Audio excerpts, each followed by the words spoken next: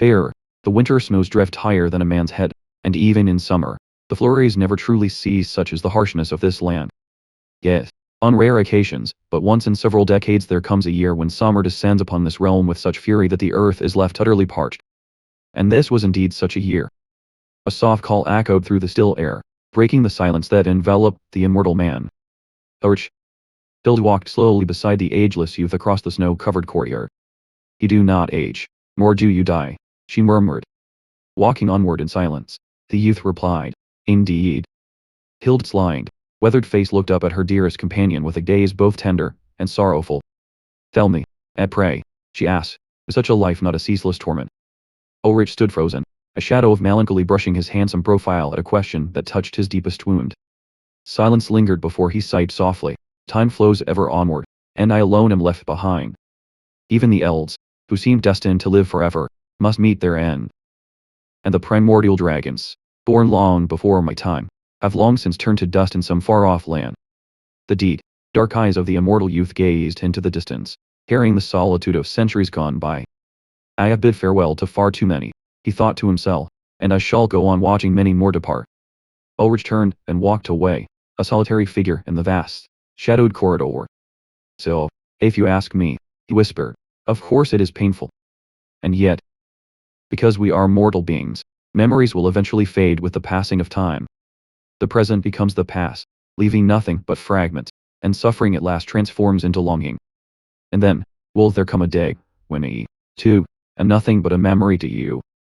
Dark hair fell over his face, concealing half of Ulrich's sorrowful countenance as he stood in silent endurance of his grief. I believe so, he replied softly. Hilda closed her eyes gently, offering a content yet heartbreaking smile at his honest reply. She whispered, if you were to say you would remember me forever, that would be a rare happiness indeed.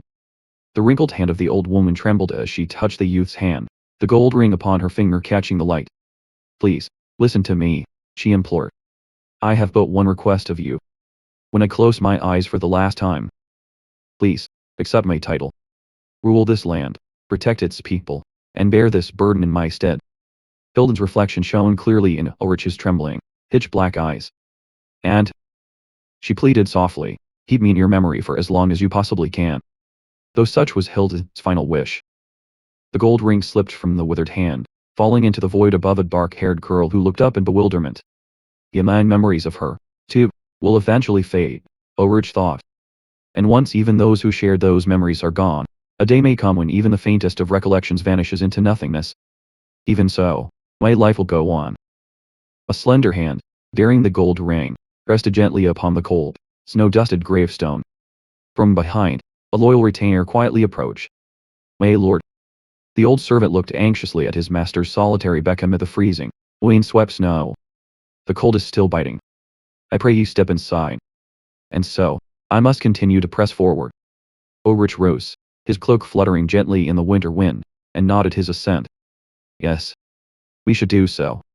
Even if new encounters are destined to end in parting, all the days gone by will not be entirely consumed by sorrow. A map of the frigid northern lands unfolded, revealing endless ranges of snow-capped mountains, and the sweeping, mysterious wings of a blackbird. Dithmarskan. Nestled in the northernmost reaches of the kingdom of Osnover, this place was the gateway to the polar wasteland known as the Frozen Peninsula. For this very reason, monsters frequently ravaged the land. Colossal black wings eclipsed the cold sun, crowned by the majestic visage of a reigning dragon god. Even the fleeting warmth of summer was banished by the ferocious northern gales, turning the land into a realm where warmth could never linger. In the warmth of the chamber, Priest Rashid offered a gentle smile, raising a cup of steaming tea. And it is to this very place that I wish to entrust you. At the mention of her name, Roberta, the red-haired girl, gasped and choked on her tea, coughing fitfully in utter embarrassment. Pardon. Father Rashid leisurely explained the history of the small temple, while Roberta's sense of foreboding grew. It is a place I know intimately, for I once served there as its high priest. Though it is modest, a humble shrine rather than a grand cathedral, the appointment of its priest is decreed by the Holy Father himself. Wait, please, Father Rashid. And the land itself is unlike any place I have known. Most of the people live like nomads. Eastern culture has permeated the region, and they dwell in tent. Father Rashid. Roberta slammed her teacup onto the table to regain her composure, fighting to suppress her rising indignation. Forgive my insolence. But please, allow me to speak plainly for a moment. Are you saying that only a month ago, the high priest of Dithmarskan vanished, leaving the seat vacant, and you are recommending me for the post? Someone who was ordained a mere 2 years ago. Yes, precisely so. Simple, is it not? Simple. Shouldn't our first priority be to find the missing high priest? Father Rashid set his cup down firmly on the tray, cutting off his young disciple's resistance with absolute finality. Do not trouble yourself with your predecessor. Your duty is to depart immediately for your new posts, and fulfill the sacred responsibilities of a high priest. I am certain the Holy Father desires nothing less. A priest appointed by the Holy Father vanishes, and we are to proceed as if nothing happened. This is beyond suspicious. What in heaven's name is Rashid thinking? Roberta furrowed her brow, her mind clouded with anxiety. By the look of it, he made his decision long ago, and this conversation is a mere formality. He is ever thus.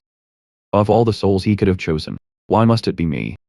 Rashid offered his young pupil a warm, gentle smile, and spoke softly. It is because you remind me so much of myself. Roberta stared back, her expression one of utter bewilderment, prompting Rashid to chuckle heartily. He clarified that he did not mean their physical appearance. Within the chamber bathed in the warm sunlight streaming through the grand window, Rashid softly called Roberta's name. The memory of her foster father's large, warm hand clasping her own tiny hand as a child resurfaced alongside his words. I took you in when your parents abandoned you, and it was I who ordained you. Though no blood binds us, we have shared many long years together. Thus, it is only natural that we should resemble one another. Roberta listened intently, as Rashid drifted further into the past. In my youth, I truly excelled as the high priest of Dithmarskan. I am certain that you, too, will do the same.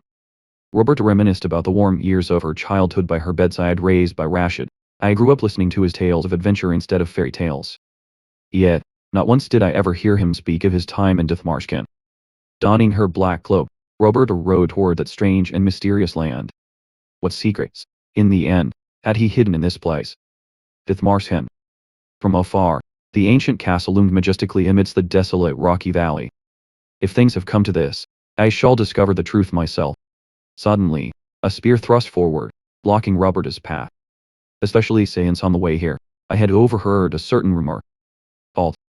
The sentry, gripping his spear with a stern countenance, stopped her horse and demanded aloud, Where do you come from? Calmly raising her hand to reveal a glowing crest to prove her identity, Roberta spoke, I am a servant of Ganymede, come to audience with the Lord. The guard stared at the powerful sigil in astonishment, murmuring, A priest. A burly man with dark skin and glowing crimson eyes stepped forward, scrutinizing Roberta with an intense gaze as he questioned, You are a priest of Ganymede. Roberta thought to herself as she looked at the towering man before her. Even astride her horse, she only reached the level of his eyes. Perhaps the blood of giants flowed through his veins. Then, she introduced herself. Indeed, my name is Robert. I was sent by Father Rashid, the head of the diocese of the Grand Temple of Manhwa. The giant asked in surprise, By Father Rashid? Then, prompted by curiosity, he added, Pray tell, what is your relation to him? The young woman replied softly, He is the one who adopted me. Ah, I see. What wonderful news. Father Rashid remains as benevolent as ever. The man courteously bowed and lightly kissed her hand in apology. Forgive me for my tardiness in introducing myself. I am Bernhard Meyer. You may call me Bern. I serve the Lord, having received his grace. Bern recalled the past with nostalgia. Time flies indeed. When Father Rashid was here, he was barely in his 30s, and now, the time has come for his successor to take the reins. Roberta gently interrupted him, for there was a more pressing matter. Excuse me, but I would like to audience with the Lord first. Bern replied with a look of regret. Unfortunately, the Lord is not here at present. He may be gone for quite some time, but while we wait, I can show you around the temple if you wish. The young woman thoughtfully repeated Bern's words with deep skepticism. The Lord. In her mind, doubts and questions about the ruler of this land began to brew. According to the rumors, the Lord of Dithmarskan was seemingly no ordinary human. Her eyes cast downward as she pondered those mysterious legends. Ancient records recounted that he had succeeded someone named Hildand. The pages, weathered by time, still preserved this secret, and had held that position for 3 long centuries.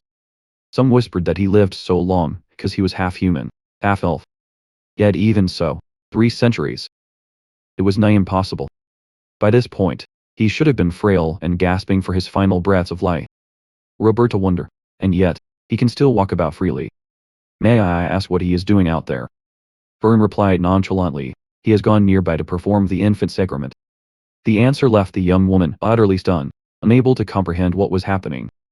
She demanded in haste, only a priest is permitted to perform that rite. Is there any other priest here besides the high priest? Byrne maintained his calm demeanor, and shook his head. Oh. Byrne delivered a shocking follow-up, the Lord himself will preside. Roberta gasped, her heart hammering against her chest in sheer disbelief. What? Unable to contain herself, Roberta cried out, he is not merely attending, but performing it himself. An unordained man dares to do such a thing. Byrne could only break into a cold sweat before her rising fury. Surely, a lord could not possibly be ignorant of the profound importance of the infant sacrament, yet he takes it upon himself to conduct it. Roberta was consumed with dread. If the ritual failed, the demon might well seize the child. Byrne and the guard beside him could only remain silent in the face of this grave warning. What was wrong with these people? Why was their reaction so indifferent? Did they not comprehend the sheer peril of it all? Unable to bear it any longer, the maiden gritted her teeth in anger and sharply yanked her horse's reins. Enough. Where is the Lord? I must see him this instant. The rapid thundering of hooves echoed through the crimson twilight. In the distance, a vast crowd gathered under the setting sun, surrounding a noble figure who was preparing to perform the ritual. Roberta spurred her mount into the wind, wondering if it was there. Leaping down from her horse, she told herself that if the ritual had already begun, she had to stop it. The newborn's first cry shattered the quiet air, a tiny life stirring within its warm swaddling clothes. Roberta breathed a sigh of relief as she saw from afar that the child was safe in the arms of a strange man standing beside the mother. Scanning the crowd of villagers gathered around, she wondered, then, where was the Lord? She stood bewildered amidst the bustling crowd, searching for a figure of authority, but no one stood out. Roberta hastily grabbed the shoulder of a nearby girl to ask where the Lord was.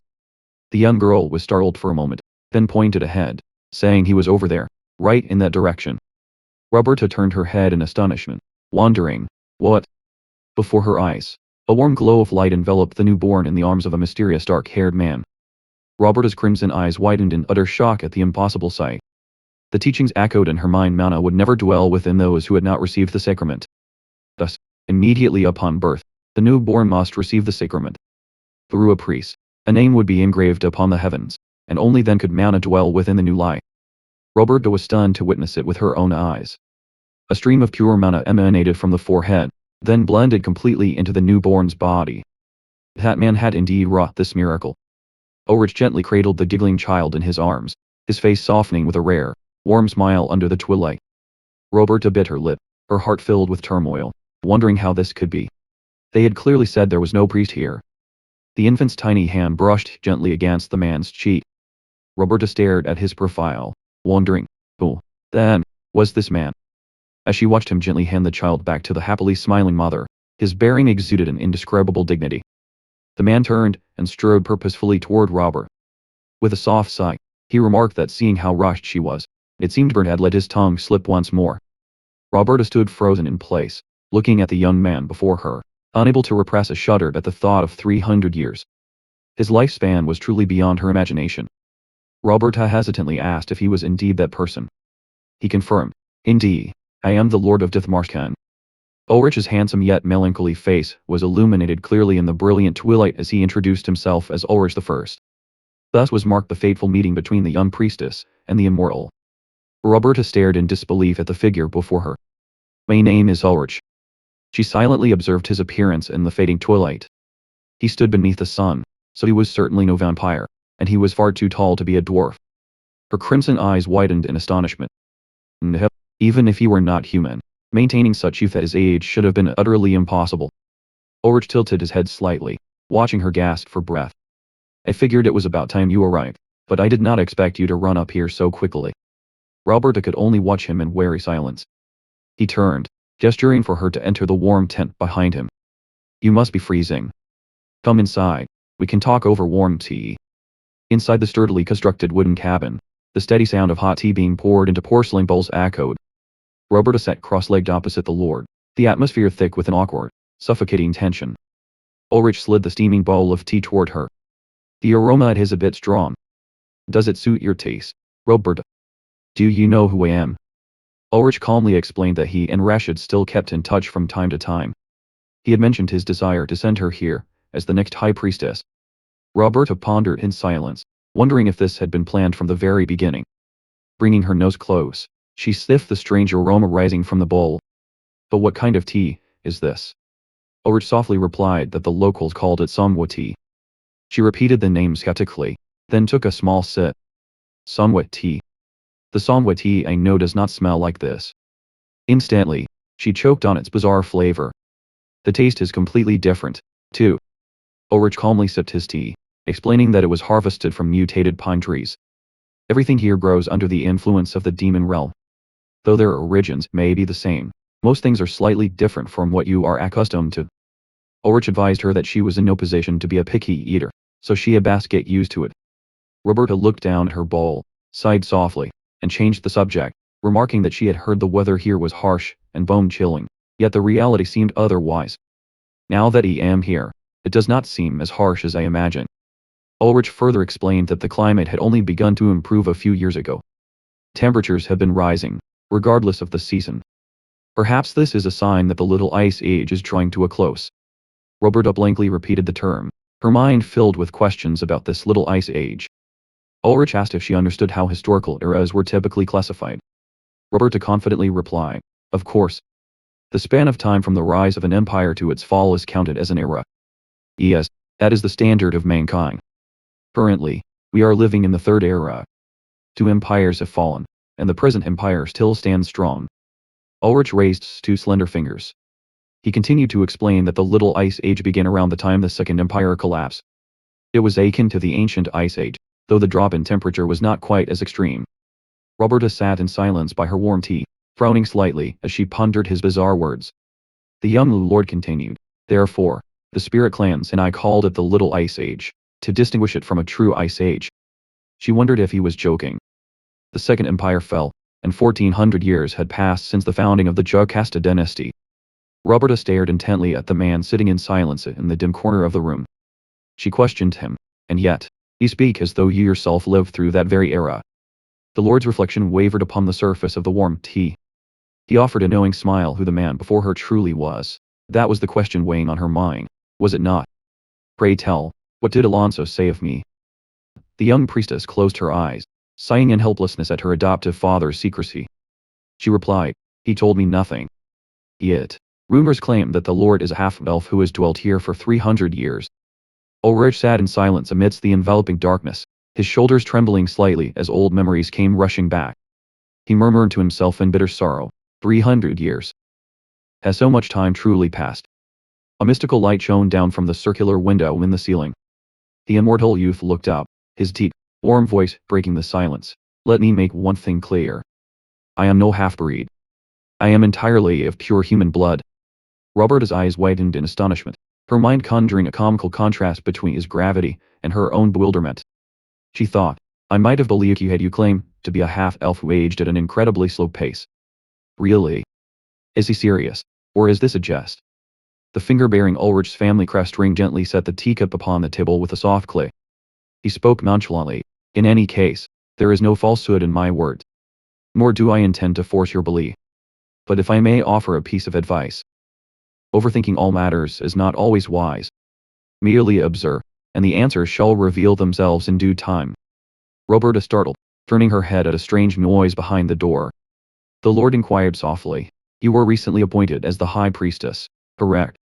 The wooden door slowly creaked open, revealing 2 small children timidly peeking into the room. She stared blankly in the direction of the noise. Ulrich rose and walked away with absolute resolve, leaving the young priestess with no time to react. He spoke, let us end our discussion here. It seems the others are waiting. She could only utter a gasp of surprise. He bypassed the warm hearth, leaving her sitting dazed upon the floor. He instructed, I shall perform the rite today. From next time onward, you may undertake it yourself. So then.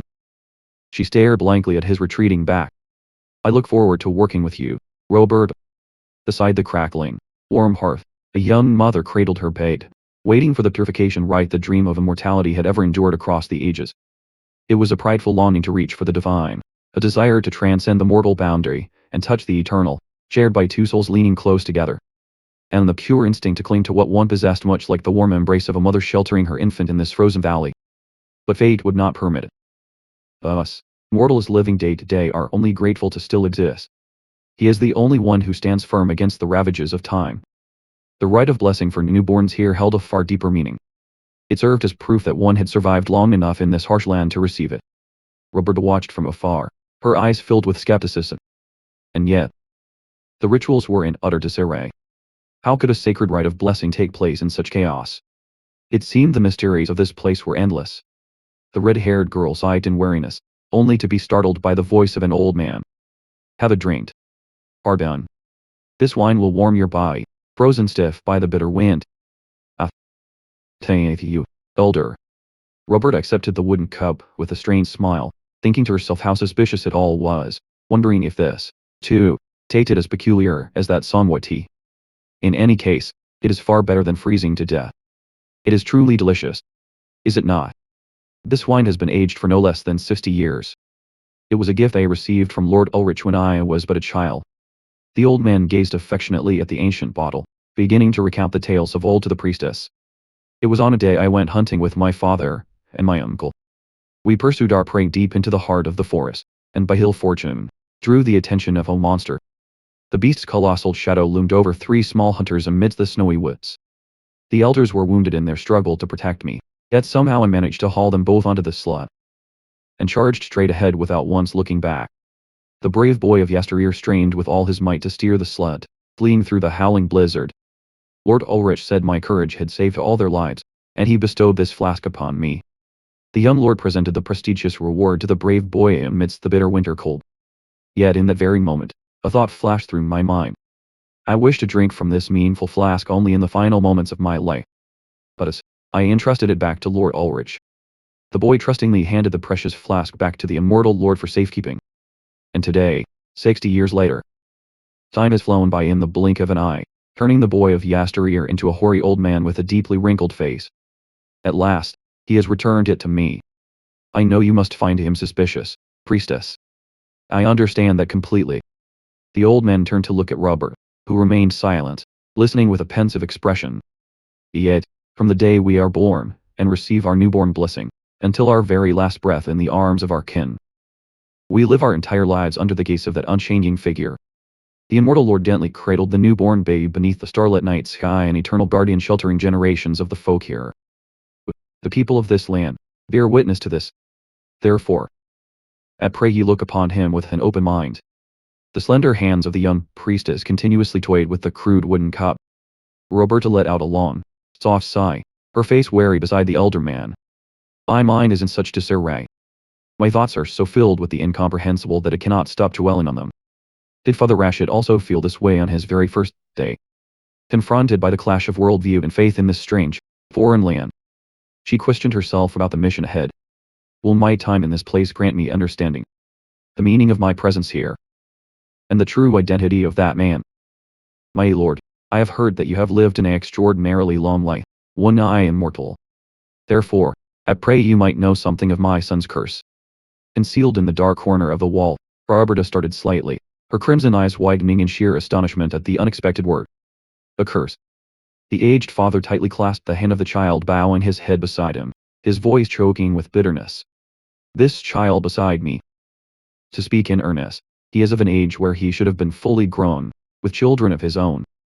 Beneath the dark cowl, an amber eye glowed, its slit pupil as sharp as that of a wild beast. Ever since the day he returned from the dead, everything has changed. Dear Father Rashid, more than a week has passed since my arrival. From my very first day here, I have begun undertaking the duties of a high priest. Since the disappearance of my predecessor, the parish had fallen into mild disarray. To swiftly restore order, I have appointed acolytes and set about administering the backlogged sacraments. Roberta crossed her arms before her chest, her brows furrowed in deep anger as she stood confronting the stubborn lord. I had overlooked everything during the last administration of the sacrament, but we must discuss the proper ritual of the sacrament. His nonchalant face, to an irritating degree, infuriated her all the more. Should they not, at the very least, prepare incense and anointing oil? Why? What do you mean? Why? That is the proper rite to honor Lord Heschu. Thascio, the foster son of the goddess Gamia, immortal, adopted and raised by the goddess herself. One day, while living among the gods in the heavens, Thascio beheld a group of mortals shivering upon the cold earth. Moved by compassion, he descended to the mortal realm and bestowed upon them fire. From that moment forth, mankind began to follow him, referring him as both father and god. Whenever they held their rituals, they would kindle a fire, and honor him by raising smoke from the extinguished flame. The immortal lord's face grew somber in the dim light. He let out a soft sigh, murmuring that their honoring of him was a misconception. To implore him would be more accurate. Roberta watched him with weary arms crossed, while Ulrich calmly held the burning candle in his hand. She grumbled that he was speaking of bizarre things yet again. But he continued to explain the reason they lit, and then extinguished the flame was to summon Thascio. For when the flame went out, Thascio himself would descend and relight it with his own hands. He relit the fire each time to ease their burden, yet they understood, as though he would appear whenever the flame was extinguished. Roberta cast a skeptical gaze upon him, while Ulrich continued his explanation, unfazed as he held the candle. She pressed him, noting his strangely intimate knowledge of these details, asking if he had met Lord Thascio himself. He merely replied in a mild tone, explaining that all these rituals were born of a misunderstanding. The gods had never instructed them in such matters, so how could it possibly aid the sacred rites? Lest you forget, she pressed, you are forgetting that I am a priestess. Ulrich's hand gently placed the candlestick upon the table. He softly replied, fear not, I remember it all too well. Ulrich leaned close to Roberta's ear, whispering a secret that made her startle in astonishment. He told her that he had told Rashid the exact same thing. Father Rashid has never spoken of such things. They fear that is inevitable. Because we dwell in the land of the one eye. Father Rashid knows. Roberta sat at her writing desk, pale in hand, diligently composing a letter under the candlelight. She mused to herself that she had never been a particularly devout soul. Perhaps it stemmed from her naturally skeptical nature. Roberta's hand gripped the quill so tightly it trembled, the nib stabbing into the paper, and splattering ink as she uttered the word however in sheer fury. Roberta's wrath erupted. She thought bitterly that even she observed the traditions without questioning the rituals. It was a sheer miracle that no one had denounced him for heresy to this day. Even if she strove to learn a little more about him, what manner of man that Lord truly was. The townspeople spoke eagerly, claiming he was a man of extraordinary caliber. Had you not heard the legend of how he slew a mighty giant and visited the lair of a slumbering dragon? The elderly woman smiled gently, her eyes filled with profound reverence, as she spoke of the master of the land. She murmured, wondering how she should phrase it, for she had no right to speak out of turn yet. He was a man of supreme elegance. Roberta's face contorted in sheer helplessness, as she listened to a commoner prattle on, praising the Lord with eyes gleaming with adoration. And so it went, nothing but endless praise. The people of this realm revered him, as if he were a god. Roberta warily rested her head on her hand, her somber gaze falling upon the empty desk. She bitterly realized that this very truth made her seem like the strange one. It made her feel like an utter outsider. Under the warm glow of the lamp, Roberta sat down her pen, her journal filled with pensive reflections. I shall remain here for another 10 years, she told herself. Yet, a persistent doubt lingered in her heart. Could she ever truly adapt to this place? Quietly opening the door, Roberta stepped out into the cold, shadow-drenched corridor of the manor. And if there were one more inconvenience to speak of, it would be the fact that I am taking refuge in the Lord's own manor. Recalling the dilapidated state of the temple quarters, which had left her no choice but to depart, Roberta could only close her eyes, and sigh in helplessness at such a desolate homecoming. I suppose he permitted my stay out of mere courtesy, but to me, this was nothing more than an uneasy cohabitation with a highly suspicious lord. Suddenly, a peculiar sound caught her attention. Roberta gasped softly in surprise, her eyes turning toward the darkened passageway. Out of the shadows emerged an old man clad in a white robe, leaning heavily on a wooden staff, slowly leading a child who was bundled from head to toe. Byrne was politely guiding the two strangers. Watching from a distance, Roberta felt a wave of skepticism. A guest visiting this place, in a terrain so treacherous. Her eyes followed their retreating figures, as they vanished at the end of the corridor. That direction led to none other than the Lord's study. Inside the study, Ulrich rested his hand upon an ancient tome on his desk. Looking up slightly at the guest who had just entered, he spoke, So, it is me you seek. I have heard the tales of you, my lord, and have traveled far to seek you out. That you have lived an extraordinarily long life. Was it not 300 years? No. I have heard that you are virtually immortal. Is that what you have come here to discover? Ulrich pressed on. The secret behind why I do not age. Roberta gasped in sheer astonishment. The old man shook his head in gentle denial. That is not my purpose. Roberta clicked her tongue in tense anticipation as he continued. The reason I seek you, my lord, is of a different nature. Reaching out, the old man gently pulled back the hood of the child beside him, introducing himself slowly. My name is Rashid. I hail from the kingdom of Arera. I thought that, of all people, you might know something of the curse that afflicts my son. Roberta held her breath, watching from behind the door, a profound curiosity igniting within her at those two enigmatic words. A curse. How old is he? I am 67 years of age. I fathered this child when I was but 21. The aged father gazed at his son, who remained trapped in a tiny form, and choked back his tears as he continued. I speak with absolute truth. He is at an age where he should be fully grown, with children of his own. Yet, that is not how it is. Ever since the day he returned from the dead, everything has utterly changed. Peering through the crack of the wooden door, Roberta's crimson eyes widened in astonishment at the bizarre tale. She wondered what he could possibly mean, for how could the dead ever return to life? Did this child truly return from the dead? Indeed, he did. He began to recount a sudden, tragic accident from years past, one that he could never forget. The poor child had drowned in a deep stream during an outing back then. My wife and I confirmed his death, and we even held a funeral for him. But not long after, a horrifying event occurred, one that we could scarce believe with our own eyes. Suddenly, frantic screams echoed from deep beneath the earth, striking terror into the hearts of all. Inside was the young child, gasping for breath, and sobbing in sheer terror after being buried alive in the cold earth. From that day forward, the child ceased to grow. Even his mind reverted to that of a newborn infant, and he remembered nothing at all, save for the fact that I am his father. Rashid went on to explain their custom of burying the dead whole so they might journey to the afterlife in communion with Mother Earth, yet his son was denied such eternal rest. Ulrich reached out, and lifted the mutated child's chin to inspect him closely, while the child only stared back in blank bewilderment. Rashid said bitterly that, cursed by the gods, his son could not find peace and had returned to this world in such a monstrous state, because he offended the gods when he was 8 years old. Cease these lies. Leaning against the wall, his hand still holding the child, Ulrich began to expose the flaws in Rashid's tale. He pointed out that Ararik was a distant eastern realm, and Rashid's claim of traveling all that way just to seek him out was utterly absurd. That is impossible. Beyond Osnover, few even know of my existence. You were merely wandering, caught wind of rumors, and sought me out. Is that not so? Ailments and curses can be cleansed by priests. If they fail, ages and alchemists can surely do so. Ulrich's deep, dark eyes reflected Rashid's trembling figure. He coldly declared that if none of them could resolve it, then it was never a curse to begin with. Hiding behind the wooden door, Roberta silently hoped that the man would quickly reveal the truth. Ulrich pressed Rashid, his expression grim and solemn. What in the world did you do to this child? Cold sweat poured down Rashid's face, his eyes betraying utter panic at the Lord's inquiry. Memory drifted back some 30 years, war cries echoing across the battlefield as the soldiers launched an all-out assault. Charge! The gates are opening. Storm inside. A mounted soldier called out loudly to his comrade amidst the chaotic fray. Hey! Rashid! The soldier named Rashid spun around with a start. Orders from the commander. Get in there and seize an old man. What? Who exactly are we supposed to capture?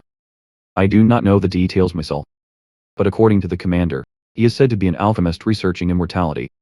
Rashid stepped into the cluttered laboratory, noticing that the occupant seemed to have fled in such haste that he had not even put out the fires.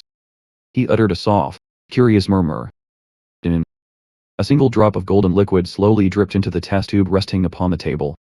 He stepped closer, gazing intently at the strangely glowing solution. Could this be? A cloaked figure rushed forward, shouting fiercely, "Keep your filthy hands off that!" Startled, Rashid spun around defensively. He swiftly drew his weapon, bracing himself for combat. The cloaked figure suddenly thrust out a hand, and a brilliant surge of azure magic began to gather. This light. Could it be? The torrent of power erupted violently, accompanied by a terrified shriek. Following the explosion, the room was choked with dust and smoke, and the cloaked figure coughed violently amidst the debris. The cloaked figure recoiled in horror as they realized something was terribly amiss. The test tube containing the precious crimson solution had fallen to the floor, shattering into pieces. Panic-stricken, He threw himself onto the wooden floor, desperately trying to salvage the shattered test tube of red liquid, screaming in utter helplessness. Oh. He muttered in profound anguish. This precious thing. Damn it. Can it all. He turned away, and paced through the dark, cluttered room, his mouth incessantly murmuring nonsense like a madman. Out from the shadows, Rashid, his face covered in scars and bandages, suddenly swung his razor-sharp blade, delivering a lethal strike from behind. The sword stroke tore through the air with terrifying speed, leaving the opponent absolutely no chance to evade. The cold blade pierced straight through the blonde youth's chest, spraying crimson blood that dyed the air red. The victim shrieked in agonizing pain. Rashid gripped the hilt tightly with his blood-stained hand, channeling all his strength to finish off his target in the most decisive manner. The sword was ruthlessly withdrawn, causing the youth's body to collapse onto the floor as blood gushed uncontrollably. Staggering, he clutched the bloody wound on his chest, trying to walk in vain right beside the fiercely raging fire. The savage fire quickly caught the hem of his white cloak, flaring up violently to engulf his frail body. Rashid stood frozen, watching the flames consume him. His entire body was completely engulfed by the crimson flames, turning him into a living torch. Only then did I realize the truth. The young man I had slain was indeed the alchemist. Had they not made it abundantly clear that he was but an old man? Did they not say he sought immortality? Perhaps he has managed to stay the hand of aging. Does that mean he drew so close to immortality? Had we not slain him, who knows but that he might have succeeded? Hear me, Rashid. Throughout history, among the fools who sought immortality, not a single soul has ever succeeded, let alone met a merciful end. The pursuit of such things leads only to a wretched demise, just like the fate that befell him. The man, his head swathed in bandages, strove to reassure his comrade in the wake of the assassination. It is for the best. Brood no longer on the death of that alchemist. The Ice Lord suffers only a fleeting delusion, he shall soon put it from his mind. Though I understood his words, I could not bring myself to discard it. The crimson liquid cradled in my palm, shimmering with an eerie, bewitching light, was none other than the alchemist's elixir of life. Hiding behind the crack of the door, Roberta listened intently. Every word regarding the youth he possessed had filled me with absolute faith. I was driven not by a covetous desire for immortality, but by the thought that I might sell it for a handsome fortune. Yet, soon after, calamity befell my son. In the depths of despair, watching my child draw his final, fading breaths in my arms, I was driven to do whatever must be done. With this elixir of life, I believed a miracle would surely come to pass. I truly believed it could restore my son to life. Yet, even after I administered the elixir, the boy did not awaken at once. Believing him dead, I laid him to rest in the earth, only for screams to echo from his grave one fateful day. Everything that transpired thereafter, Lord, is precisely as I have recounted. My wife and I refused to abandon our son, and we continued to care for him. Yet, before she drew her final breath, she uttered something terrible even as the child was devouring raw meat, his face smeared with blood, and his eyes devoid of any soul. That our son, it seemed, was no longer our son. And so, we could only watch in utter helplessness as he slowly changed. Suddenly, the child lunged toward a basket of fruit resting on the floor. "No, you wretched boy." The father lunged forward, grabbing his son's collar to restrain him before he could cause havoc. A piercing shriek rang out alongside a violent crash, causing Robert, waiting outside, to startle in terror. The father groaned in agony, his face contorted in sheer pain as he cradled his bleeding, throbbing hand. Red apples spilled from the overturned basket, scattering across the cold, hard ground. Scrambling on all fours, the child frantically snatched up the scattered fruit, right at the feet of the man who stood towering over him. I can scarce imagine the trials you must have endured to reach this place. Something in the darkness loomed in gruesome fashion. None could discern the cause of this affliction, and you must have been forced to hear the grim conclusion that your son was beyond saving. Rashid, his face scarred and laden with anxiety, bowed his head in silence as the Lord grasped his hand and asked, "Do you truly still believe this creature is your own flesh and blood? Even if it acts as a wild beast, it still bears the likeness of my son. How could any parent abandon their own flesh and blood?" Ulrich decisively tightened the white band around the man's wrist, murmuring, "What a pity. Just as your wife said, that is not your son. From the very beginning, life never truly dwelled within it." What? What? What do you mean by that? That is why. Only a single path remains. With swift, decisive speed, Ulrich seized Rashid's hand just as he was about to draw his blade. He stared in stunned disbelief as the Lord effortlessly disarmed him before he could offer any resistance. Roberta suddenly flung the door open and rushed in, her face pale with panic as she shrieked, "Wait!" Paying no heed to his surroundings, Ulrich took deliberate, unyielding steps toward the child. Roberta rushed forward, crying out, "Stop, my lord!" Ahead of her, Ulrich raised his blade high, aiming at the mutated child who was baring its fangs and gnawing on a red apple.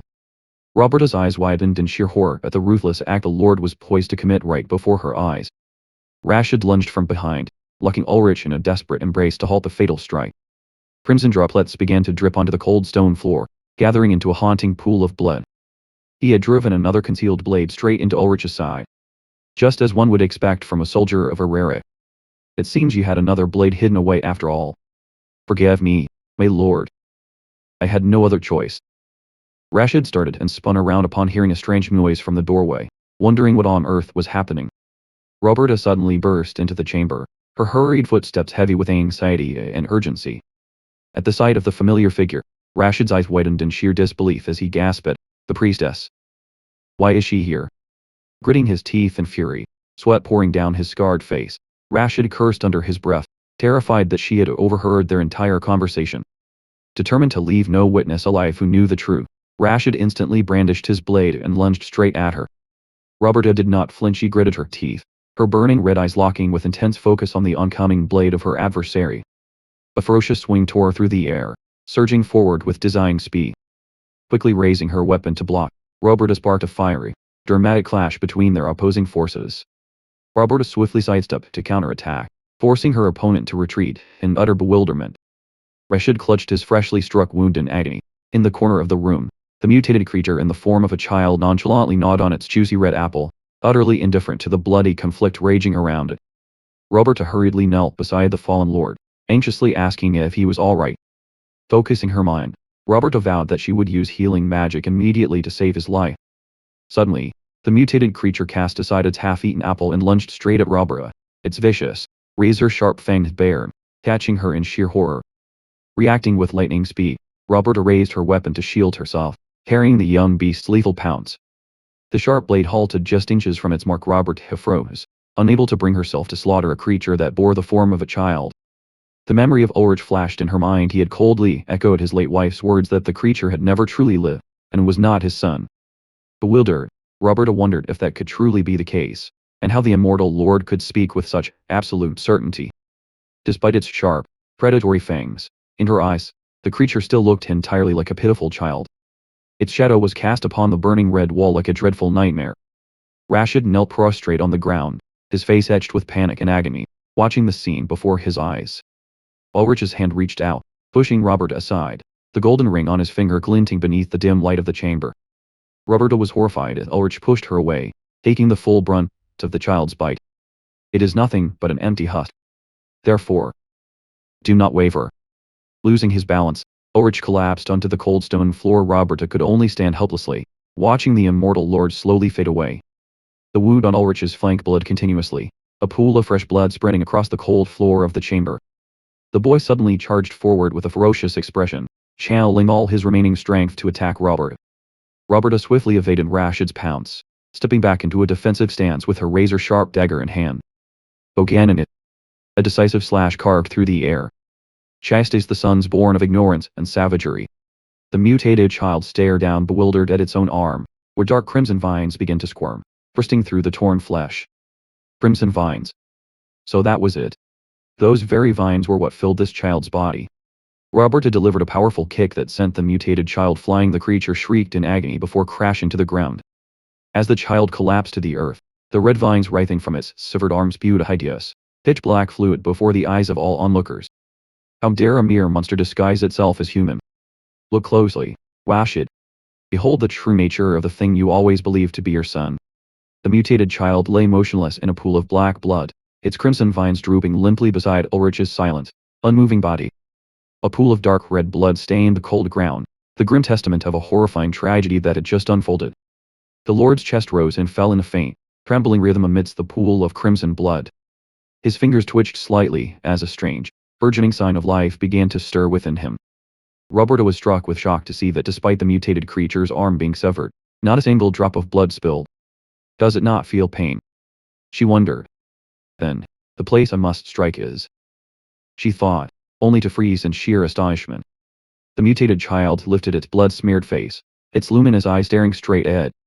Looming behind the child was the towering shadow of the Immortal Lord, radiating a suffocating pressure. With absolute resolve, he placed his blood-stained hand upon the mutated child's head. A swift, decisive snap echoed through the darkness, putting an end to the wretched creature.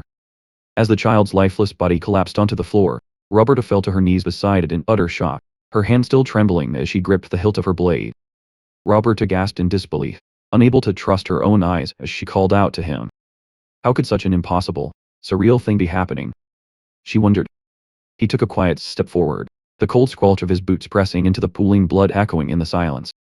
Prostrate upon the ground, Rashid's eyes widened in sheer terror, as he witnessed streams of crimson blood hovering suspended in midair. As if possessed by a life of their own, the dark red threads of blood flowed backward, enveloping Ulrich's wounded body. Roberta trembled as she realized the blood was flowing backward, retreating into his body. How could such a thing even be possible? Ulrich gently touched the wound and said, "This is exactly," he continued, "the reason why I have been able to live this long." Though his abdomen had been impaled, and his throat torn open, everything was miraculously mending itself right before their eyes. Shaking as she stared at the splattered blood, Roberta thought to herself that it would hardly be surprising if he died. That was the price for trying to play the hero. But how could that crimson tide flow backward into his body, defying gravity like some cruel jest? How could he still be alive after such a mortal blow? She knew of no healing magic that could reverse the flow of blood, let alone mend flesh so flawlessly without leaving even the faintest scar. She wondered how on earth such madness could unfold right before her eyes. Rashid collapsed to his knees, his hands trembling as he cradled the motionless, mutated body of his son, his lips spilling the hopeless laments of a failed father. He raised his tear-filled eyes to look upon his son's corpse. "Has my son been dead for a very long time?" "Yes. Ever since the moment of the accident." "Then what is this thing?"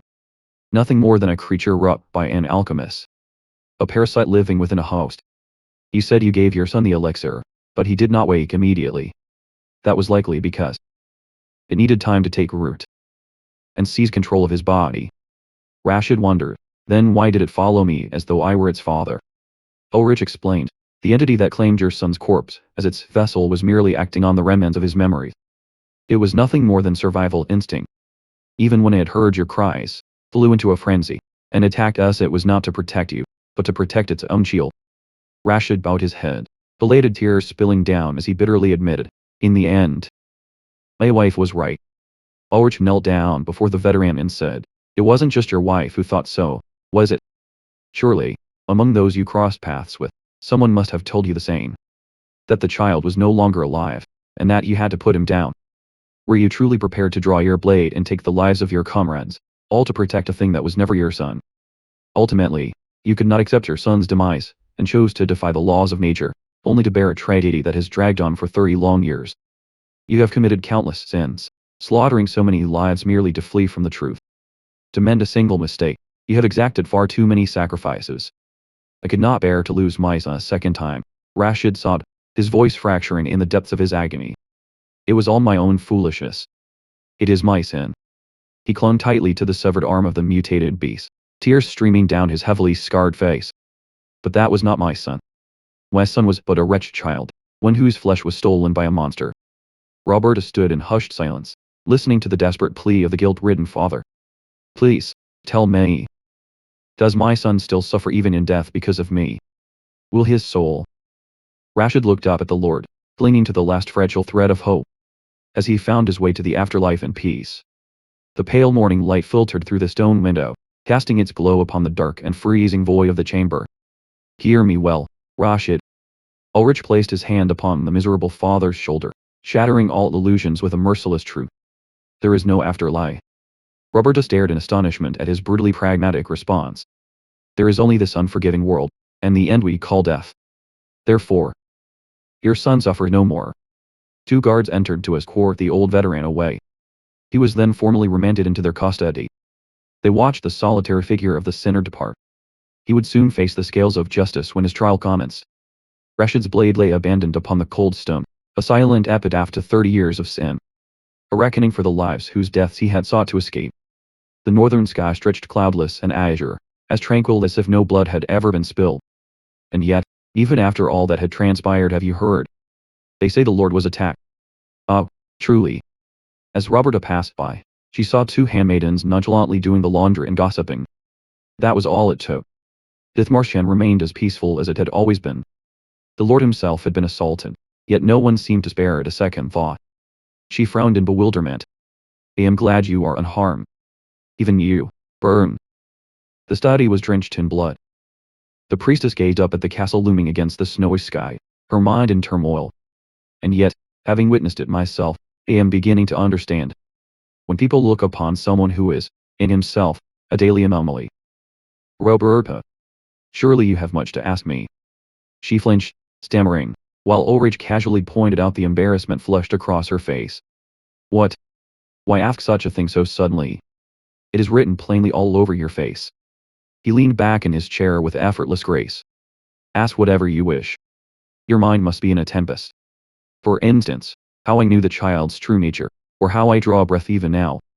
Do such things not plague your mind? He narrowed his eyes slightly, anticipating a barrage of questions. Roberta bowed her head, averting her eyes. I am quite well. Her hands clenched tightly, struggling to suppress the myriad of questions clamoring in her mind. Of course I am curious. There is so much I wish to ask. And yet, the memory of Ulrich's merciless denial weighed heavily upon her faith. There is no afterlife. His declaration that day bore far greater gravity than any sacrament he had ever administered. The scriptures always taught that upon death, souls are severed. The virtuous shall ascend to the heavens. It is an unalterable dogma meant to soothe the mortal world. And the wicked shall be banished to the abyss. The afterlife is a concept that offers solace to countless souls. Roberta closed her eyes, cold sweat beading on her brow as she recalled that moment. Yet this man denied those very words. Ulrich's sighs were deep and tranquil, defying all religious dogma. As a priestess, I should have questioned him. She sensed absolute sincerity in his voice. There was not a shred of deceit or falsehood in his words. An invisible dread of a truth too grand made her falter. That was why I dared not inquire further, because of the truth he held. Before that magnificent entity, she felt herself to be nothing but a fragile speck of life. Perhaps it was beyond my capacity to bear. Roberta gazed straight ahead with resolve, choosing to protect her own worldview. It felt as though it would shatter everything I had ever known. But, for now, I shall seek it no longer. Ulrich lowered his head slightly, dipping his quill into the inkwell to resume writing. Is that so? Very well. He let out a soft, knowing chuckle, and looked up. Just as I thought, you resemble Alonso greatly. Roberta was dumbfounded at the mention of her mentor's name. What? Ulrich clasped his hands together, lost in distant memory. That child was just as curious as you, yet exceedingly cautious in his inquiries. That child. She paled in astonishment. His words aligned perfectly with what Alonso had told her years ago. He once said something along the lines of feeling as if it would shatter everything he had ever known. His sorrowful eyes narrowed slightly, harboring the loneliness of centuries. Come to think of it, those who have stayed by my side the longest all share a certain resemblance. Hills was the same, only asking at the very end. Tilted. Do you mean the late Lord? Ulrich averted his gaze slightly. Though it mattered little to me. He traced the golden ring on his finger, his voice steeped in nostalgia. Everyone is always so dreadfully cautious. His dark hair fell forward, veiling his melancholy eyes. In that regard, Roberta, I have a feeling you will remain here for a very long time. Roberta studied his youthful features. His face appeared no older than my own, yet I began to discern the heavy burden of time upon it, piece by piece, sliver by sliver. She watched in silence as he reviewed the documents. It seems I am slowly growing accustomed to this. Is that so? A vibrant green sprout pushed resolutely through the white snow. It was precisely at that moment, as winter drew to its final days. The Lord lay motionless, his eyes closed in serene silence. A Lord. For reasons unknown, he had not opened his eyes for a long while, as if he had succumbed to an eternal slumber.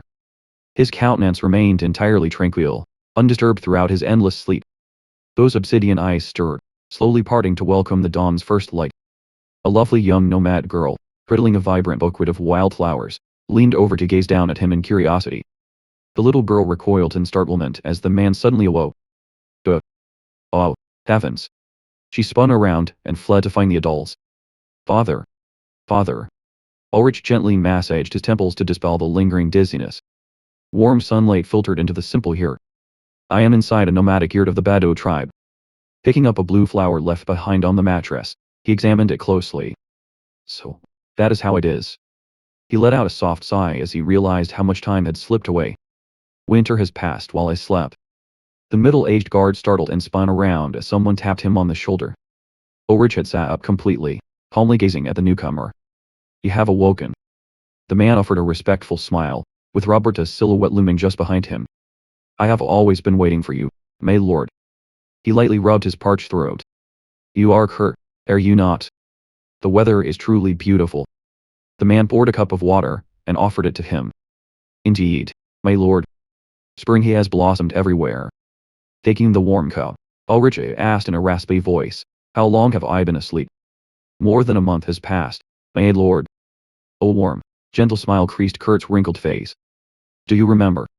Toward the end of winter, you came to hunt beasts in this region and paid a visit to our tribe. After entering this yurt to rest for a brief moment, you simply never woke up. Even in so, this slumber was rather short. Back when I was an attendant at the castle, you once fell asleep for over a year.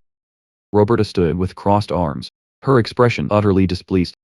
Did I not tell you there was nothing to worry about?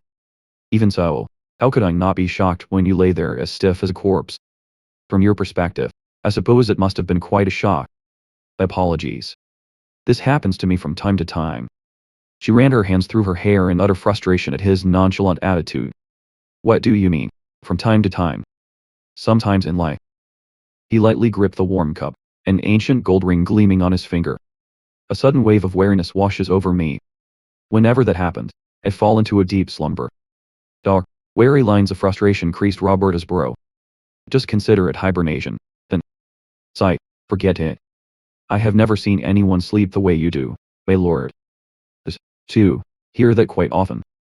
Kurt bowed, and withdrew to give them some privacy.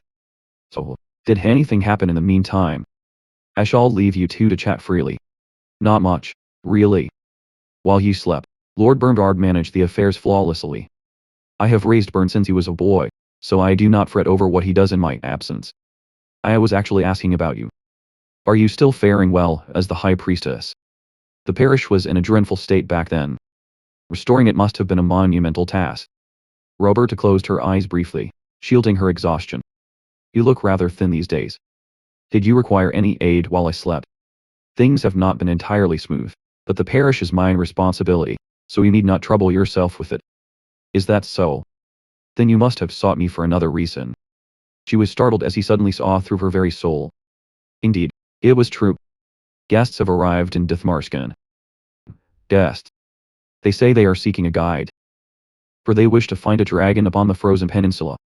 Long ago, the world was engulfed in crimson flames. To extinguish them and render the land fertile, the gods channeled water from another realm. The colossal hands of the god cradled a tiny creature, sowing the seeds of life, and began to mold creations across the lands. First and foremost, they bestowed a name and wisdom upon a four-legged lizard. That was Rubagdra, the first sentient creature, and the progenitor of dragonkind. Roberta, riding abreast on her horse, turned to ask in astonishment, so the first sentient being was neither elf nor dwarf, but a dragon. Ulrich gave a slight nod. Indeed. A gentle breeze stirred his dark hair, the lord's eyes gazing thoughtfully ahead, as if recalling distant memories of the dawn of creation. Bright morning sunlight streamed through the grand window of the ancient castle, illuminating specks of dust dancing in the air. A deep, warm voice spoke, confirming that assertion. The red-haired, middle-aged man sat solemnly at the tea table. We are searching for a guide who is familiar with the paths across the frozen peninsula. By the way. Facing his guest, Ulrich clasped his hands, his expression serene as he received the skeptical question, are you truly the lord of this domain? I heard that the lord is an elder who has lived for over 300 years.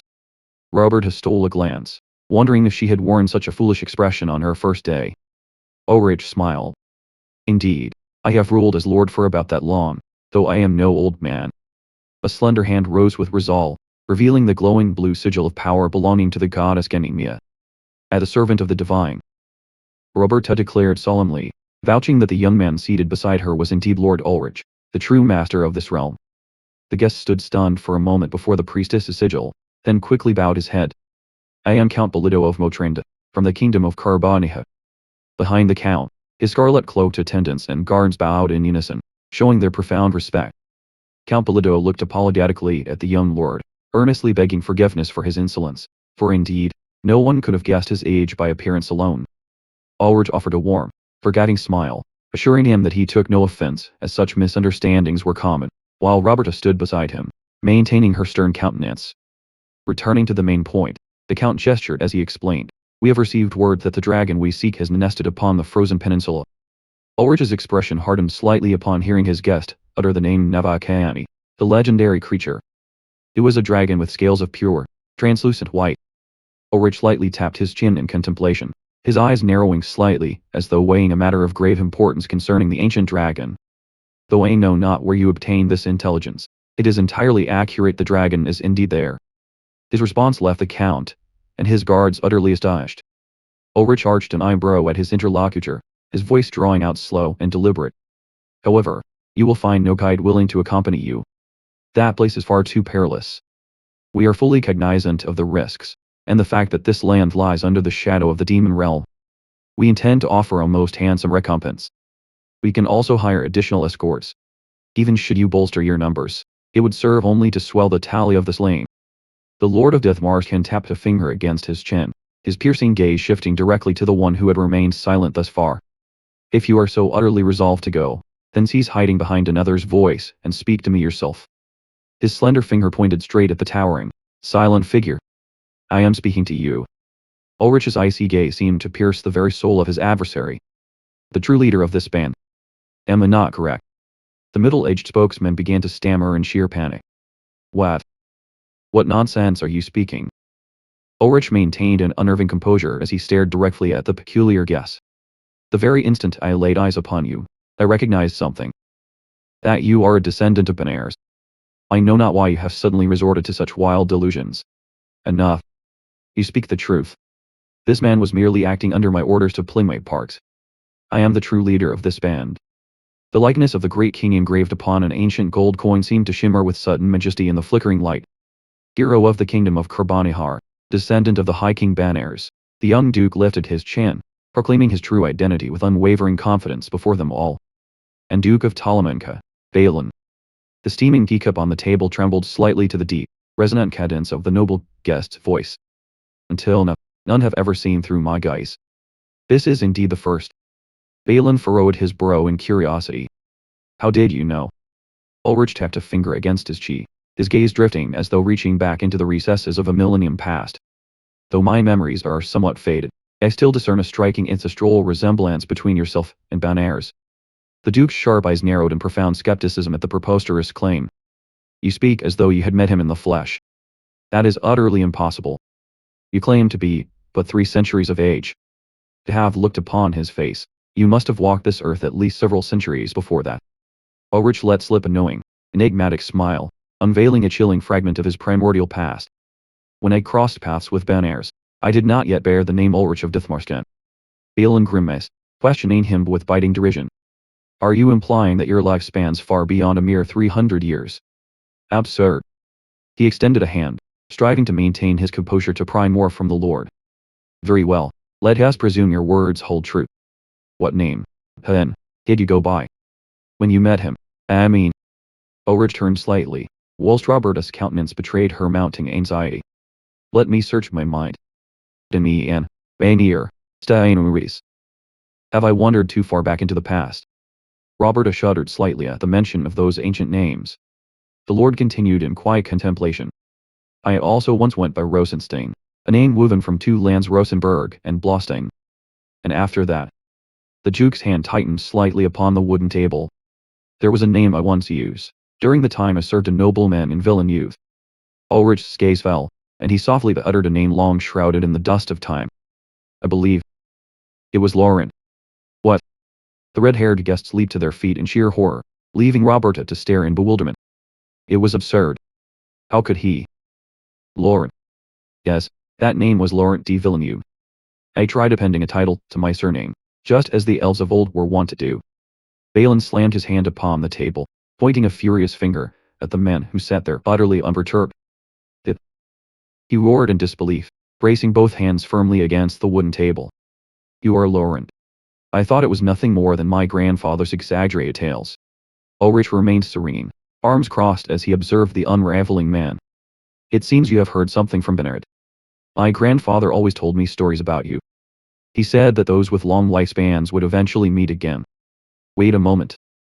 The image of the royal family tree flashed by, adorned with gold coins engraved with the visages of past generations. Didn't you say Bernard lived hundreds of years ago? But if he is his grandson? Roberta stood up abruptly, pressing him with questions while Ulrich merely listened in silence. Then, my lord Duke, you must be at least several hundred years old by now. They had traveled all the way to the polar wastes in search of a dragon. These two truths were undoubtedly bound to one another. Balin lowered his head, his voice suddenly dropping to a low, mysterious whisper. Do you perchance possess the blood of Navakayani flowing within your veins? The grand doors of the great hall creaked open, and a timid young servant boy entered, clutching a thick, leather-bound tome, bathed in the brilliant hues filtering through the stained glass windows. The ancient book was placed heavily upon the wooden table, its dull thud echoing throughout the silent hall. Ulrich reached out to receive his spectacles from the young attendant. Thank you. Roberta watched in bewilderment as he slipped the round-rimmed spectacles onto his face. Spectacles. She wondered silently.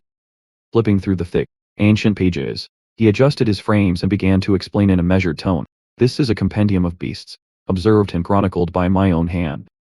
Allow me to show you the creatures that dwell upon the frozen peninsula. The guests' eyes widened in sheer astonishment, their faces paling with tension as they beheld the bizarre illustrations. The page revealed the likeness of a grotesque plant. This entity disperses pollen that induces vivid hallucinations. Once its prey draws near, it constricts them with its vines, and drags them into a maw resembling a hollow fruit. Within its mouth lies a pool of corrosive acid. The next page illustrated a hideous, multi-eyed purple arachnid ovipositing onto a human arm. Should it not be purged immediately, this spider will use its caudal ovipositor to pierce the victim's flesh, injecting hundreds of eggs deep into the host. Upon hatching, the brood will devour the host from the inside out. Roberta and those nearby broke into a cold sweat at the gruesome description. They do not call the frozen peninsula the realm of demons without cause. Ulrich removed his spectacles, a look of melancholy gracing his features as he recalled the distant past. Long ago, because of the war between the elves and the dwarves, the flow of magic had been disrupted, warping the flora and fauna into bizarre mutations. He looked directly at the Duke, who was breaking into a cold sweat. Because of this, even the guides only venture into areas of relatively low danger. They never dare set foot in the territory where the Narvakayani dwells. Balin fell silent, pondering Ulrich's grave inquiry. Would he still go without a guide? What did he intend to do after meeting him? His face grew bitter at the mention of bloodlines. Some covet this blood. For unlike other half-bloods, we can live as long as the elves. But what meaning does that truly hold? Balin stood silently by the tea table, his head bowed in profound melancholy. A dragon half-blood can never leave behind any descendants.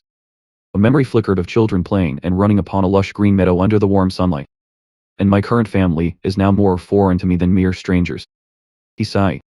Though I may live a long life, I have nothing to leave behind, and no one to stand by my side. Ulrich stood behind him, his gaze filled with understanding. Bloodline is not the only legacy you can leave behind.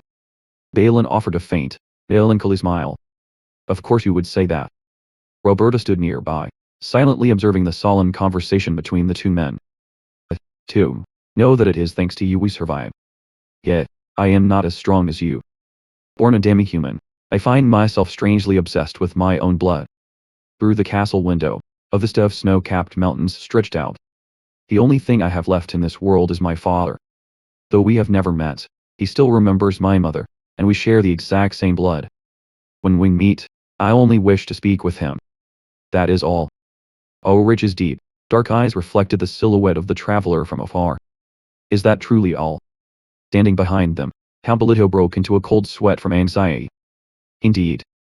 Therefore, I beseech you. Balin fell to his knees in supplication before the sternly standing man. Just as you once aided my grandfather in the past, I pray you show me mercy. Ulrich's face was grave with thought as he looked down at the figure kneeling at his feet. The Duke bowed his head, closing his eyes, as he awaited the verdict in tense silence. Roberta. She startled. Yes. Have you grown accustomed to the cold? I have only just acclimated to the cold of Dithmarschen. Then it will not be easy. Ulrich extended a pale hand to the bewildered Balin. If your yearning is truly that great, I shall take you with me. His piercing, icy gaze seemed to look through the other man's very soul. But mark this one thing. Upon the frozen peninsula, you must obey my every command without question. The warm fur hat was swept up, drifting away in the howling blizzard. Otherwise, every last one of you shall perish. A howling tempest raged, enveloping the cold, desolate peaks of stone. A lone figure clad in a white cloak trod precariously along a snowy path clinging to the sheer cliff. Ulrich pressed onward with unwavering resolve against the shrieking gale. His cold countenance lay hidden beneath the shadow of his hood amidst the depths of winter. Amidst the blinding blizzard, the Lord forged ahead to lead the way, while Roberta's companions struggled to keep pace behind him. She was visibly exhausted, her eyes glazed over as she struggled to withstand the biting, razor-sharp cold. Her vision began to blur, and the silhouette of the figure ahead faded into the swirling white shroud. Her heavy eyelids closed, and everything plunged into darkness. A frantic cry tore through the veil of snow, snapping her crimson eyes open. Roberta. Her fur hood was snatched away by the gale, sending her fiery red hair whipping wildly in the wind. Panic seized the priestess, as her body teetered, on the verge of plunging into the yawning abyss below. Ulrich lunged forward just in time, gripping her wrist in a vice-like hold. Are you awake, Roberta? Rise slowly. I will support you. She sank to her knees upon the snow, her entire frame trembling in the aftermath of her narrow escape. That was perilously close. Did you almost lose consciousness? Yes, indeed. It was because of this creature. It was clinging to your head until just a moment ago. They drift with the wind, targeting the heads of beasts. The fluid they secrete induces vivid hallucinations. Fortunately, your hood spared you from the worst of its effects. Behind them, the group gathered to pry the bizarre creature off one of their companions. Everyone must be extremely cautious in cliffside areas like this. Balin himself pried the slimy, pink creature off his subordinate. Remain vigilant at all times. Roberta clutched the collar of her coat, still shaken as she listened to the warning. A single misstep in a place like this meant instant death. The company pressed onward, leaving deep footprints in their wake as they headed toward a stone cavern. We shall make camp here for the night. In 2 days, we will begin our descent, so at the very least, the journey should become easier. Roberta inquired curiously as they prepared their shelter. How did you know there was a cavern like this here? I discovered it long ago, and still seek shelter here from time to time. Ulrich set the damp logs upon the ground in preparation. Let us kindle a fire. The priestess looked dubiously at the frozen wood. Did you find these in the snow? He replied serenely, I could not simply stand by and watch you freeze to death. But they are sodden with snow, how can we possibly? Before she could finish, a strange radiance flared to light. Resting his hand gently upon the damp wood, he channeled a warm stream of mana along the grain. Are you using mana to dry the wood? He nodded in affirmation. Indeed. I have long been curious. Your Highness has indeed mastered magic, have you not? I know only a few simple tricks. It was a fundamental requirement from the moment of my birth. She flushed with admiration as she felt the spreading warmth. Your mana flow is remarkably refined. For someone who claims to know only simple tricks. Roberta ruffled her hair in embarrassment, explaining that her mana was so volatile it always erupted all at once. Ulrich looked at her in surprise. Did you not learn from Alonso? Father Alonso? Well, he... Come to think of it, that boy never did have a knack for teaching others. Then I shall aid you. Let us try. She blinked in bewilderment. Aid Lord. Right now. She stammered as he clasped her hand. I once instructed Alonso as well, trust in me. He gently pressed his hand over hers to guide her senses. Maya is a realm of perception. Unless you feel it yourself, you will never grasp its essence. She nodded timidly. I understand. Open the gate with care, and channel your mana into the log. In this manner, you shall drive out the moisture. Do not fret over any excess mana, I shall absorb it. Be calm, and a measure gentler. Yes, just like that. He patiently guided her pace. Under Ulrich's tutelage, the radiant flow of mana drove the moisture from the wood, rising as plumes of white steam. I did it. Roberta cried out in delight. He smiled with satisfaction. Have you grasped the feeling now? Commit it to memory, and practice diligently. Repetition is the sole path to mastery. You are an exceptional teacher, my lord. Balin, who had been quietly observing, spoke up. My grandfather spoke endlessly of your tutelage. I believe I finally understand why. Ulrich offered a faint smile. This is mere amusement. There is nothing more gratifying than nurturing a gifted child. Ben Ayres was much the same. He possessed great talent. That is why he was able to ascend to such heights. The Duke shook his head slightly, while Count Bellido trembled behind him. He always maintained that it was all owing to you, my lord. I merely pointed the way. As for taking the steps forward, that was entirely up to the child. The crackling of the campfire warmed the cavern. A steaming tea was poured into a rustic wooden cup. A hand extended the cup toward the guest who was shivering from the cold. The Count. Roberta gently handed the cup directly to the old man. This is Manhwa tea. It will help warm you up a little. Thanks you. The old man took a sniff of the tea and frowned. The aroma is rather peculiar, isn't it? She could only offer a wry smile. Roberta sighed, looking out of the cave entrance with deep anxiety. It had been quite some time since the Lord and the Duke had ventured outside. She recalled when Ulrich had stood up decisively moments before. I will head out to scout the surroundings. Everyone was startled. Are you certain, my lord? There should be something edible nearby, so we shall go forage for it. Drying meat and biscuits alone will hardly suffice to fill our bellies, will they? In that case, I shall accompany you. I will go as well.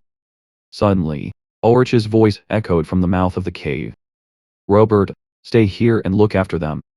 Moreover, could you melt some snow to brew more Manhwa tea? He left those instructions before vanishing into the darkness. That in itself would be of great help to me. Roberta turned back and sat down beside Count Bellido, who was sipping his tea. You know, Count. I do not know the full truth of this matter, but what kind of man is Ben Ayres? You must be curious about the relationship between King Ben Ayres and the Lord of Dithmarsken. She nodded slightly in assent. Yes, that is indeed so. There is a most famous tale in the kingdom of Karbonhar. It is the story of 4 guests who appeared to rescue the great King Ben Ayres during the 4 crises he faced before ascending the throne. A blood-stained royal crown lay discarded upon the stone floor. When he was 10 years old, as a prince of the kingdom of Karbonhar, his father, the king, was brutally slaughtered by rebels. Soon after, they extended their claws toward the young Ben Ayres, seeking to tear out the very roots of future vengeance. A figure cloaked in white reached out a hand to protect him. A knight, residing in the palace as an honored guest of the royal house, had appeared to save his life. That knight was named Laurent de Villeneuve. He was the very first guest. Ulrich and Roberta warmed themselves by the crackling fire within the stone cave. Yet, 8 years later, crisis struck once more. The rebels pursued the prince, and even invaded a neighboring nation. The great King Ben Ayres fought back to the very end, but ultimately, he met with defeat. And so, locked within a prison carriage, he was escorted back to the kingdom of Karbonhar. It was there that the second guest appeared. A hunter was staying in the city where the escort car had made a temporary halt. The hunter's cold, sharp gaze was hidden beneath the brim of a hat adorned with a white feather. He recognized the prince confined within the carriage, and helped him escape into the dead of night. The dense, ancient forest loomed before them, draped in gloom. To shake off their escort, they had crossed into a woodland where a mad witch dwelt. The plight of the third and fourth guests was much the same. Bound and kneeling, the young man rested his head upon the cold scaffold. When the prince stood on the verge of execution, falsely accused of plotting a coup, a priest held high a parchment scroll bearing proof. An unnamed priest had brought forth the evidence that proved his innocence. A man lay comatose upon his sickbed, a glittering violet vial of antidote resting beside him. When Ben Ayres fell into a deep, years-long coma following an assassination attempt by poison, an alchemist from a neighboring realm brought the antidote. Having survived these 4 trials of life and death, King Ben Ayres finally overthrew the usurper and ascended the throne. He then ruled the kingdom of Karbonhar until his 90th year. Roberta listened intently. But what became of those guests in the end? It is said that all 4 departed without accepting any reward. Too warm, the either-gloved hands cradled the teacup. Upon his coronation, the great king sent proclamations far and wide to seek out his saviors. Yet, there was something strange. Curious commoners gathered around the wooden notice board. What was written on the notices was not the names or descriptions of his saviors, but messages of gratitude and blessings addressed to them. Could they have been letters meant for them? Letters. Yes, perhaps that was indeed so. 4 guests. What if? What if all 4 of those guests were the very same person? Why do you think so? I didn't think so either, until he arrived here. Yet, Duke Balin believed it to be true. He was certain that all four saviors were the Lord of Dithmarskan. Do you believe the Duke's judgment? I do. It asked why. Because he is a descendant of King Ben-Airs the Great. And also my lord.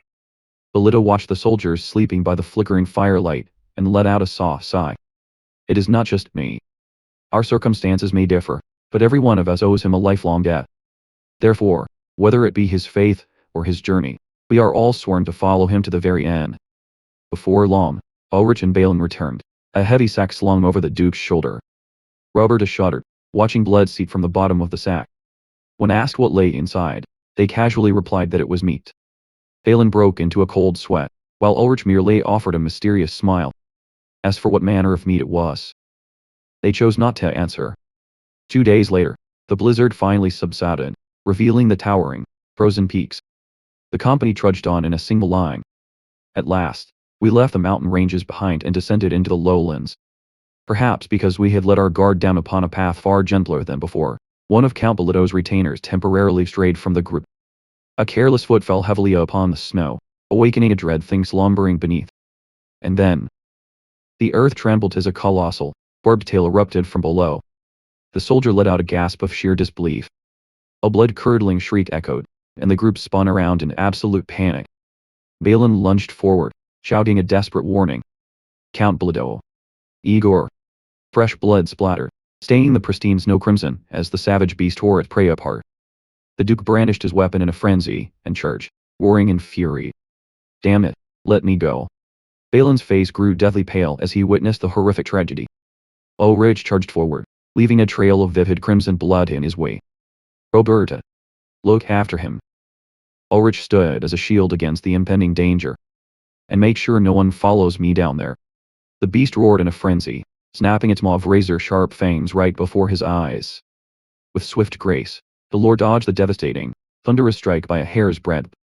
The monster's colossal frame plummeted into the abyss, dragging a flurry of white snow along with it. His face cold and serene, he chose to cast himself down after the grotesque creature. Both vanished into the yawning snow pit, as a deafening rumble echoed through the valley. Standing on the precipice, the Duke and Roberta stared down into the abyss in sheer panic. Balin made to fling himself down, but was held back. You cannot go down there, Your Grace. The Lord will not die. Balin snapped in fury. What the hell are you saying? If we do not save him this instant. Both stood frozen at the edge of the pit, cold sweat dripping down their faces. In the yawning depths below, nothing remained but a pool of crimson blood upon the pristine snow. Roberta clenched her fists, her eyes filled with a mixture of hope and dread. You will return, won't you, O Lord? She recalled the moment the Lord had healed his own mortal wound once before. Just like back then. The pool of fresh blood lay still at the bottom of the pit, as if cradling a miracle. The splatters of blood began to contract, defying natural laws as they moved mysteriously. The blood was pooling back to the very center. And then, in an instant, it vanished entirely. A hand suddenly thrust upward. Choking and coughing, Ulrich struggled to rise, his garments torn to tatters. Roberta rushed forward to support him. My lord. Are you unharmed? I'm sorry, Balin. I could not save him. The Duke offered his solemn consolation. Without you, Belido would not have survived. It is we who should thank you, rather than demand your apologies. Are you well, my lord? What in the world was that just now? The Lord waved his hand dismissively. Worry not. Though it stings a little, it is of no consequence. In truth, it is you who are causing the trouble. His blunt words left them both frozen in astonishment. It seems you have all lowered your guard after escaping the treacherous terrain, but we are not the only ones who find this place habitable. On the contrary, the monsters nesting here far outnumber those upon the snowy peaks. Countless monstrous eyes gleamed brilliantly in the darkness of the deep cavern. Thus, this place was far more perilous. This is where the demon realm truly begins. If you do not remain vigilant, another disaster could strike at any moment. I cannot save everyone by myself, so bear that well in mind. I understand. The recent sacrifice cast a heavy, somber shroud over us. I prayed that this would be the final loss of our journey. It's just as the Lord had warned. It was only the beginning. At the Duke's request, I lit a prayer for the departed before we set out. Since monsters would swarm and hordes the moment night fell, the rite was conducted with haste. A strange noise, and a shadowy figure drawing near caused her to raise her head. A black-gloved hand gently caressed the simple wooden cross amidst the falling snow. No matter how many partings we must endure, the journey must go on. Another day passed, and another soul fell, leaving a crimson stain upon the white snow. While the Lord and I were away, he had ventured out to tend to some matters. 3 days later, we were set upon by a colossal, long-horned monstrous bird, leaving the entire company struggling to defend themselves. And on the following day, a man lost a leg. After 14 days had passed in such agonizing tension upon this death-laden journey. My Lord of Deathmarsken, is that the place? Indeed. Marvakayani has made his lair somewhere within those mountains, where the snow-capped peaks fade into the mist. Roberta anxiously asked if they had to scale that towering peak, but the Lord dismissed the notion. That would not happen. The priestess breathed a sigh of relief. What a relief. Amidst the snow-laden pine boughs, an ancient, ruined stone tower suddenly loomed into view.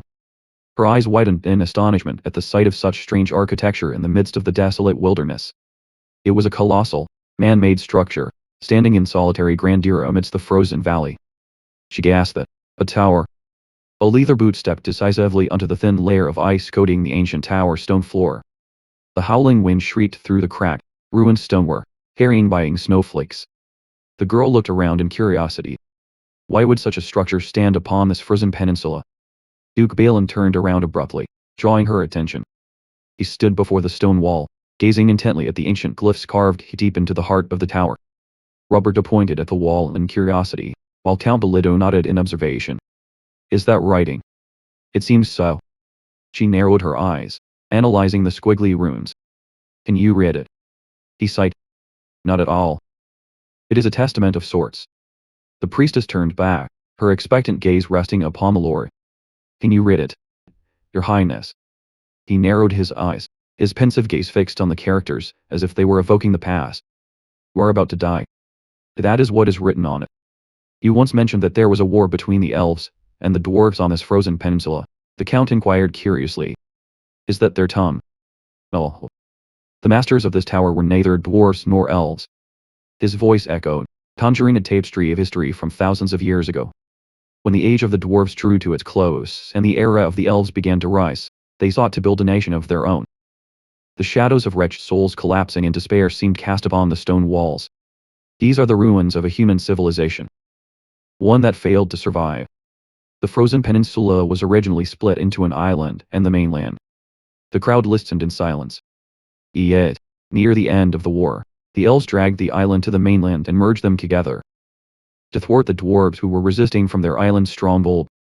Consequently, the very flow of Maya was warped. She froze in sheer astonishment, an absurd vision flashing through her mind. They dragged an entire island. Such was the era in which this civilization once thrived. A time when even the flow of mana could be bent. Humanity was merely swept away in the conflict, perishing in the crossfire. And yet, the blazing fire in the hands of the weak ushered in a new chapter for mankind. Those frail, fragile humans had now begun to guide this very era. How do you think such a thing was possible? But Roberta lowered her gaze, reverently reaffirming her faith. According to the scriptures, it was by the grace of the god Hestia. In the age of gods, all creation was born under the supreme authority of the heavens and lived in tranquil peace. The collapse of the heavens left behind a ruined earth, steeped in sorrow for those who remained. Though that age seemed eternal, it soon reached its end. The gods abandoned the heavens, leaving nothing but endless chaos and violence upon the world. Before their departure, the gods urged Hestia to leave with them, yet he chose. The god Hestia took the hand of Immortal. He decided to remain on Earth alongside his people. Mankind, thus nurtured in Hestia's embrace, bore their own ideals under his guidance, and set forth upon separate paths, yet they could not withstand the tides of the era, and all met an unjust end. Holding the warm bowl of soup, Roberta looked up at Ulrich. Just like the masters of this tower, they were steeped in sorrow. Hestia gathered the surviving remnants of humanity into a single fold, choosing a leader among them to forge a new civilization. That was the first empire, and he, the first emperor. Ultimately, bound tightly under the absolute sovereignty of the throne, they wielded a power far greater than any other race, and thus did humanity succeed in carving out their history. Ulrich turned to the young priestess. Do you remember Rubidra, whom we discussed before? Robert. Balin looked thoughtful. Do you mean the first dragon? Indeed. In hindsight, Ruobidra walked a path nearly identical to that of Hestiu. The white dragon stood amidst his kin beneath a sky of white clouds. He was urged to depart with the gods, yet he chose to remain upon the earth to deliver his people. Does it not mirror the life of Hestiu entirely? That tale would throw the Holy Temple Church into disarray should they ever hear of it. The scriptures state clearly that Hestiu was the sole savior, yet this is the truth. Roberta fell into deep thought. Despite striving to walk the same path, even though both races tried to tread the very same road, dragons and humans met vastly different ends. The Duke looked at the Lord with a questioning gaze. Why was that? I can only guess the reason, but one thing is certain. Solitary silhouettes of dragons drifted across the distant sky, far apart from one another. Unlike mankind, dragons do not gather in flights. Their pride was far too immense to brook the forming of packs, and they would not easily submit, not even to their own ancestors. Ruobidra surely strove until the very end, but ultimately, their hubris led to the downfall of their entire race. Such is the very nature of dragons. Balin. Perhaps you will understand better when you meet Narvakani, yet he will not be able to fill the void within you. Ulrich explained musingly. Even knowing this, the reason I brought you all this way is. The party startled as the ground suddenly trembled violently. She looked around warily. What is that sound? The priestess's eyes widened in horror at what emerged. From the cleft in the rocks, a colossal creature loomed forward through the snowy night. Ulrich's expression faltered slightly. That is. A giant with savage eyes stepped forth from the blizzard. Brandishing a wooden spear, he hurled it violently toward the cave entrance. The two of them were caught off guard by his actions. She quickly shoved Ulrich aside. Dot. Though the weapon's trajectory grazed his head, Ulrich did not so much as blink. It slammed deep into the center of their ranks. Are you unharmed, my lord? Everyone on our side is safe. Ulrich stood, shielding Roberta. Fall back, Roberta. She called his name in worry, but he calmly stepped forward anyway. Do not worry. Though giants are often simple-minded, they are still classified as intelligent creatures. He drew a dark crimson whip. They do not blindly slaughter and feast on humans like monsters. The giant lunged forward in a frenzy. Even so, there are bound to be senseless brutes like this one. The crimson whip lashed out, carving a sharp arc through the air. It coiled tightly around the giant's leg. With decisive force, Ulrich lashed his crimson whip in a sharp arc, binding it tightly around the giant's leg. Struck unexpectedly at his weak point, the behemoth staggered, losing his balance amidst the swirling snow. Unable to stand any longer, his colossal frame crashed heavily to the earth in a desperate struggle. The thunderous fall unleashed a deafening crash that shook the entire desolate valley. Ulrich leisurely approached his defeated foe, who lay sprawled on the ground with a bewildered look upon his face. He coldly lashed his whip right beside the giant, causing the beast's eyes to widen in sheer shock. Ulrich tilted his head, looking down. Do you remember me? The giant wheezed in response. Human. King. I am defeated. Hill, and tell War that I am waiting here. Twilight descended upon the distant snowy peaks, shrouding the landscape in a melancholy pale gold. Roberta huddled in a corner of the stone cave, her head nodding repeatedly as sleep overtook her after a grueling day. Ulrich drew near and gently tapped her shoulder to rouse her. If you wish to rest, lie down and make yourself comfortable. But we do not know when another giant might come to attack. We are nearing our journey's end. To endure until the very last, you must preserve your strength. But still. She mumbled sleepily, her words cut short by a sudden, deafening crash from outside the cave. Massive, thundering footsteps shook the stone walls, sending showers of dirt and debris raining down. Ulrich cast his gaze outward. They will guide us for the remainder of our journey. Another colossal foot slammed down onto the snow directly in front of the cave entrance. The company stepped outside, coming face to face with the giants weighing in the howling blizzard. Giant feet stomped heavily upon the thick snow, sending violent tremors through the earth. A blue-skinned giant with glowing eyes suddenly lunged forward, stopping right before the Lord. Robert gasped in sheer astonishment at the sight of the colossal creature. To the priestess's utter bewilderment, the giant suddenly swept Ulrich into a tight embrace. My lord. Ulrich. So much time has passed. It has been about 10 years, hasn't it? A little over 12 years, actually. His booming voice made the entire group cover their ears in pain. In truth, it hasn't been that long. To you, it must have been like a mere blink of an eye. This giant was entirely different from the rest. Even so, I heard that much has transpired during that time, Ulrich replied calmly. For someone living in such a remote wilderness, your ears are remarkably sharp. I have my own ways of gathering tidings. The giant peered behind the lord with inquisitive eyes. Have you acquired yourself a new woman in the time since? The naive question made the priestess flush crimson with embarrassment. What? He waved his hand in dismissal, explaining, she is my priestess. Alonso raised her. The giant brought his massive face close to Roberta to inspect her. Alonso. That sneaky bastard actually raised a child. He looked up to the heavens and sighed. So, he has passed on his legacy. The span of mortals is brief indeed, while she was still left wondering. Sneaky. Bending down, he asked Ulrich, I heard you were searching for me. Is it because of Narvakayani? Indeed. What do you intend to do once you find him? I have no wish to see the mistakes of the past repeated. Ulrich called out softly, Alan. The Duke bowed respectfully before the northern giant. This child is a descendant of Narvakayani. Glowing golden eyes whitened in astonishment at the familiar name. He says he wishes to meet his father. A pleasure to meet you. I am. Before he could finish, the giant's massive hand clutched Balin's head. A descendant. That fellow actually left offspring. Looking at him, his mate must surely have been human. The giant removed his hand, revealing Balin's flustered, sweat-sheened face. A hybrid of dragon and man. That is exceedingly rare. He inquired of Ulrich about the vast ages that had passed since the white dragon's demise, but the lord merely smiled, murmuring that they had, in truth, still crossed paths a few times. The lord proffered a small, brown leather pouch containing a precious creation of the forest spirits to serve as payment for the guide. He placed the pouch into the giant's colossal palm, inquiring about the journey ahead, and received a hearty, jovial nod in return. The giant nodded, gesturing to his kinsmen, who wore masks crafted from animal skulls, to prepare for departure. Standing at a distance, Robert and Balin watched with wide-eyed astonishment as the transaction concluded so smoothly. Bowing low, the giant extended his massive hand, respectfully inviting his guests to step up.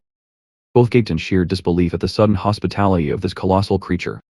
A gentle spring breeze swept across the verdant meadow, swaying the forget-me-nots beneath a cloudless sky. Amidst the sweeping steppe, a quiet figure with hair of pure snow, draped in pristine robes, sat upon a wooden chair. The figure slept deeply against the round table, hair cascading like a waterfall to conceal both face and sharp-clawed hands. Deep, glistening black eyes blinked open, reflecting a mystical blue light as if awakening from a dream. The mysterious creature whispered softly upon sensing an unfamiliar life force entering its domain. Slender hands adorned with two glittering golden bands stirred, resting upon the surface of the white stone table. In the distance, the company of giants strode resolutely across the snow, carrying Ulrich and his companions toward the valley. The wooden chair creaked softly as the white-haired figure rose, preparing to welcome the guests. Turning around, they revealed an ethereal face, and a gentle smile beneath the spring sunlight. Perched upon the giant's shoulder, Roberta gleefully analyzed the benefits of having colossal companions to shorten their journey. Thanks to their towering stature, the giants easily strode through obstacles and raging blizzards. The leader cradled the diminutive lord in his hand and pointed toward the misty mountain range. The company entered a breathtaking valley of white snow, which concealed the secret entrance of the sacred dragon. Heavy, steady footsteps pounded against the thick snow, leaving deep, gaping tracks behind. Bowing his head, the chieftain asked Ulrich about the duration of their journey, to which he replied that should any complications delay them for more than a day, he would send word back to the tribe. The chieftain suddenly turned his gaze upon the dude, speaking aloud to confirm his identity. A mighty slap to the shoulder descended, making Balin wince in pain. He laughed heartily, offering a prayer to the god Deus, while the duke forced a grateful smile despite his throbbing shoulder. The colossal silhouettes of the chieftain and his companions gradually vanished behind the snow-laden canopy. Roberta looked up at the misty mountain peak with apprehension and asked the lord for his thoughts, only to receive a resolute reply. Standing pensive amidst the falling snow, he asserted that the being ruling the peak had already caught wind of their presence. A deep, resonant voice suddenly echoed directly within their minds, causing everyone to startle in sheer astonishment. While the other two remained dazed by the telepathic voice, Ulrich stepped forward and gestured for them to follow. She called out in bewilderment as she watched the lord advance toward an ice wall radiating a strange, otherworldly glow. His hand gently touched the frozen barrier, and its surface rippled with shimmering waves of magic. To utter astonishment, his body passed straight through the ice wall and vanished. Roberta gaped, pointing at the wall in disbelief, unable to comprehend how a living soul had just dissolved into thin air. She stared in silence at the mysterious magical boundary, filled with a rising tide of curiosity and dread. The priestess closed her eyes tight, resolving to follow in the footsteps of the immortal lord. Reaching her hand forward, she felt a cool draft of energy as her body sank into the rippling wall. A chilly breeze and purple petals brushed against her cheeks, carrying a pleasant warmth utterly different from the biting cold outside. Opening her eyes, Roberta stood frozen in awe at the sight of a lush green meadow stretching beneath the clear blue sky, with Ulrich strolling leisurely ahead. Standing in a realm overflowing with the vibrant colors of spring at the very heart of the frozen peninsula, she wondered in bewilderment if this majestic sight was but an illusion. Ulrich reached out to catch the drifting leaves. It is not. Everything here is real. He has manipulated mana to manifest nature in this place. Create nature itself. Could such a thing even be possible? Even the air here is so warm. Dragons, too, were sorcerers who held fragments of myth. By the standards of this era, perhaps many other aspects of this situation were simply beyond comprehension. To be precise, the entrance we saw earlier was merely an illusion. He hollowed out a portion of the mountain, adorned it, and then concealed it so it could not be seen from the outside. His gaze wavered as he recalled the habits of an old acquaintance. In any case, he never did care much for the cold. Far below in the valley, an elegant, white-haired figure sat in serene silence. Is that you, Tai? It must be. A porcelain teacup was lifted by a pale, pristine hand tipped with sharp claws. My apologies, but I have prepared only one extra cup. I did not expect you to bring so many guests, Ulrich of Dithmarsken. Or have you taken another name by now? Last time you came, I was asleep. What wind brings you to my abode today? Roberta's eyes widened at the ethereal beauty of the legendary being. Is that young man Narvakani? The silhouette of the white dragon was shrouded in a mesmerizing mist. I have heard that dragons can alter their form and take upon themselves the guise of other races. He is breathtakingly beautiful. Ulrich stepped forward unperturbed, initiating the conversation. Had you still been asleep, I would have awakened you. Someone has traveled a great distance to see you. Glossy black eyes flicked toward the guests. To see me? Who might that be? Balin collapsed to his knees upon the earth, drenched in sweat, and gasping for air. In. The white dragon set down his teacup, closely observing the newly arrived guest. Oh. Alabaster bare feet stepped across the green grass, walking toward the man. It seems someone out in the mortal world shares my inclination. Have you chosen to wear the guise of a human? A slender hand tilted the duke's chin upward, peering closely into his face. Or is it simply that your time has not yet come? The white dragon's gaze seemed to pierce the very depths of his soul. Who are you?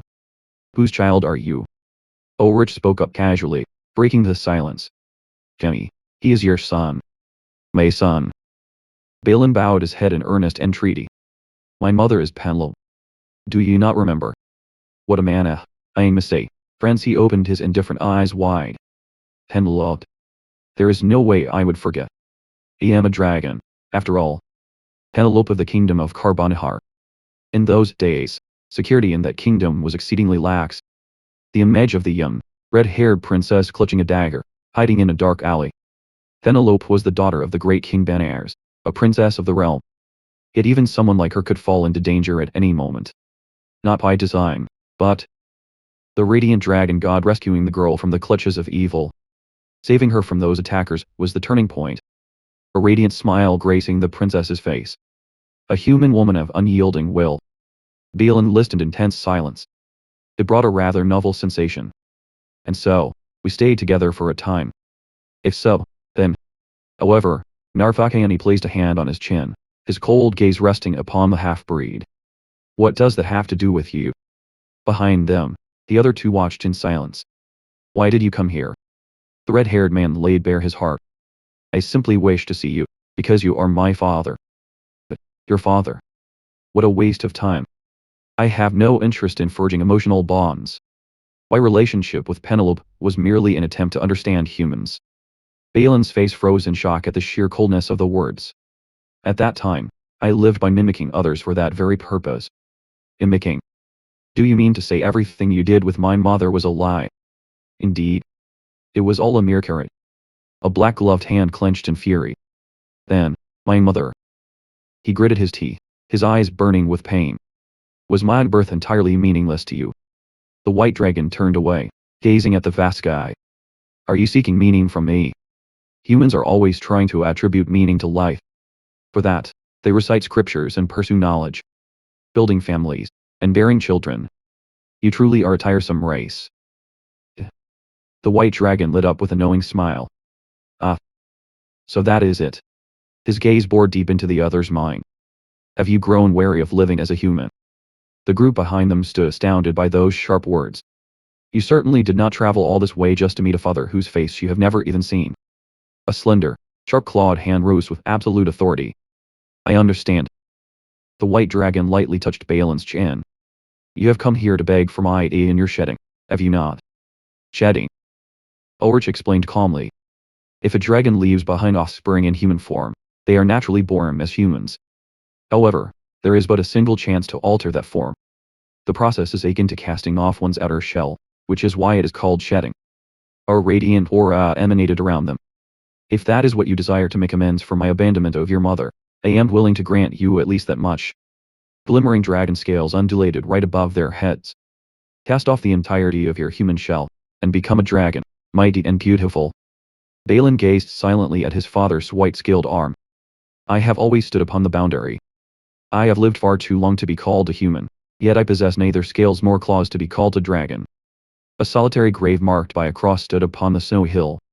Growing up among mankind, I always felt a deep unease. For in the end, I knew I would inevitably be left behind, all alone. Thus, when I learned of the shedding, I was overjoyed. I thought that if I could become a dragon and stand beside someone of a similar lifespan, things would not have to be this painful. Or so I once believed. And yet, now, I have seen what dragons truly are. If I undergo the shedding, will I truly become a dragon? Indeed.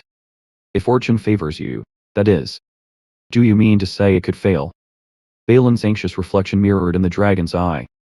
If fortune does not favor you, then yes. Should that happen, you must live in your human guise forevermore. The priestess questioned skeptically. Sir, did you know from the very beginning that the Duke intended to do this? Ulrich replied impassively. Too, had foreseen as much. Balin's voice rang out. Please do not misunderstand, priestess. Roberta started in surprise. My desire to meet my father, as his son, was entirely sincere. However, I simply harbored a dual motive. I believed that if I could meet my father, and undergo the shedding, all of my troubles would be resolved. But the colossal white dragon let out a lazy yawn. I feel no bond with him whatsoever, nor is there any certainty that I can even become a dragon. Ulrich looked straight at the half-dragon man. Are you disappointed? The man sighed. How could I not be? We endured immense sacrifices to reach this place, only for this to be the end I must face. He masked the helplessness in his eyes. Yet, perhaps I should rejoice that dragons are such creatures. If the shedding succeeds, I will no longer have to fret over such trivial matters. Ulrich stepped forward, extinguishing that hope. That is likely impossible. Balin looked up in astonishment. The Lord placed a comforting hand upon his shoulder. Even if you successfully shed your skin, and become a dragon, you will still be a being distinct from Kayani. After all, you will still retain the memories of your time as a human. The longing for warmth, the understanding of others, the image of people gathered around a campfire, living together. Unless those memories vanish, you can never truly become a different creature. He looked at him in confusion. Then, what should I say? I have a proposal for you, he offered. He extended his hand in an inviting gesture. Long ago, when I was still known by the name of Oscar, I once roamed the world with Kayani. It was not a journey either of us had desired. The two of us, in human guise, strolled through a bustling marketplace. Yet, that experience awakened Kayani's curiosity toward humanity. Kayani lazily rested his chin on a railing beside a maiden. And so, he made his own efforts to comprehend mankind. Duke Balin fell silent as he learned the truth. That is what led to your very existence in this world. Ulrich recalled the past with a solemn, melancholic expression. When I first met Kayani, it was an outcome entirely beyond expectation. So, this time, why do you not journey across the world with him, and teach him what it means to be human? Balin turned to ask Ulrich while the white dragon watched on. Are you asking me to leave the nest once more? It is hardly a poor proposal for you. Besides, the time ahead for both of you is vast indeed. Rather than letting boredom slowly consume you, you might try facing an endless challenge. The Duke explained in confusion. How can I hope to achieve what even you could not? On the contrary, you may have a far better chance of success. Ulrich's gaze shone with absolute trust. No matter what form you take, you will always stand on the boundary between humans and dragons. You can become the bridge that connects them. Just like history, all things are bound to change. He raised his hand, adorned with a golden ring, toward the sky filled with hope. If he can come to understand humanity through you, then our journey will truly have been of immense worth. Ulrich smiled, comforting the grandchild of his old friend. Will you do this for me, descendant of Benar? The Duke bit his lip, choked with an emotion too bitter for words. Hot tears rolled down his weathered face. Yes, Loran. I shall do so. Warmth flooded Ulrich's expression. And when that moment arrives, seek me out. After all, I have far more time than either of you. And I will wait, for as long as it may take. Upon the open step, the white dragon father and son stood facing each other. After the Duke awakened his father's bloodline, the two decided to journey across the world together. There was no reason to refuse. The beautiful man sipped his tea with an enigmatic smile. I have always wondered how creatures so small and fragile could lead an era. Perhaps I might find the answer to that, wouldn't you say? Roberta's expression grew anxious as she overheard the conversation. Moreover, this time, I won't even have to go to the trouble of mimicking you to curry favor with humans. Isn't that rather convenient? The priestess' eyes widened, cold sweat trickling down. It cannot be. Is he drinking Samho tea? The white dragon offered an elegant smile over his teacup. I look forward to it. Leaving behind their encounter with a truly bizarre entity. Balin and Count Belito waved a melancholic farewell under the fading twilight. Our paths parted from those of the Duke and his retainers from the kingdom of Carboniar. Roberto waved a lingering farewell while Ulrich remained lost in thought. I would never learn of their ultimate fate. The wind whipped through her fiery red locks. For my remaining time was no longer long enough to wait until their journey reached its end. Light filtered through the snow-laden pine boughs. And so, Holy Mother Ganymede, please pray for them and watch over them. A few days later, in Dithmarsken. If you seek me at such an hour. Ulrich removed his round-rimmed glasses. You must have something to ask me, is that not so? Roberta started in surprise. Tell me, Roberta. The priestess bowed her head. Throughout our journey together, I have harbored a most peculiar feeling. She hesitated, summoning her courage. My lord. Clasping his hands, he listened in silence. You intend to leave Dithmarsken, do you not? Months passed since the end of their journey, and Dithmarsken transitioned from spring to summer season, when the snows had fully melted and heat shimmered off the fields. Roberta shivered, pulling her cloak tight around herself. Yet, despite the heat of the day, the freezing nights remained indistinguishable from winter. She hurried down the dark corridor, carrying a storm lantern. The cold made early morning prayers quite an ordeal. She froze, suddenly alert to an unfamiliar sound. The door to the Lord's study remained tightly shut and silent. A knock at the door made him pause his pen and look up. The door slowly opened, and Roberta peeked inside. Hey Lord. Clutching a storm lantern, she stepped timidly inside. It is rare for you to visit me at this hour. Does my sudden visit disturb you, my lord? Not at all. I always welcome someone to converse with. Besides, I do not sleep much at night anyway. Roberta shivered from the biting chill. Why is it so cold in this room? The hearth was cold and dark, devoid of even a single spark. A lord. Do you not feel the cold, or is it simply that you cannot feel it? I feel it quite clearly, indeed. I merely do not show it, for it is well within my endurance. It is an adaptation accumulated over many years. Does one truly adapt to the cold if they live long enough? The lamplight flickered over stacks of ancient tomes. And so, he removed his spectacles. You have something you wish to ask me, do you not? She gave a slight start. Speak your mind, Roberta. The priestess hesitated. My lord, throughout this journey alongside you, I have had a premonition. That you are planning to leave Dithmarsken. Is that so? As Laurent, as Oscar, and under countless other names, he had left behind innumerable footprints across the long span of history. And 300 years had passed since he began living as Ulrich of Dithmarsken. Perhaps he. A fleeting shadow of quiet melancholy crossed Ulrich's face. It is time, then. Roberta was struck with dismay. What do you mean by that, my lord? She was rendered utterly speechless. Exactly what I have just said. How much longer did you think I should remain here? That is. His shadow stretched long against the stone wall as he spoke of the past. The reason I became the Lord of Chen was due to Hilda's plea. She begged me to protect her people from the blizzards of the Little Ice Age, even after her passing. I remained here to fulfill that very promise. The light of the setting sun cast upon his contemplative profile.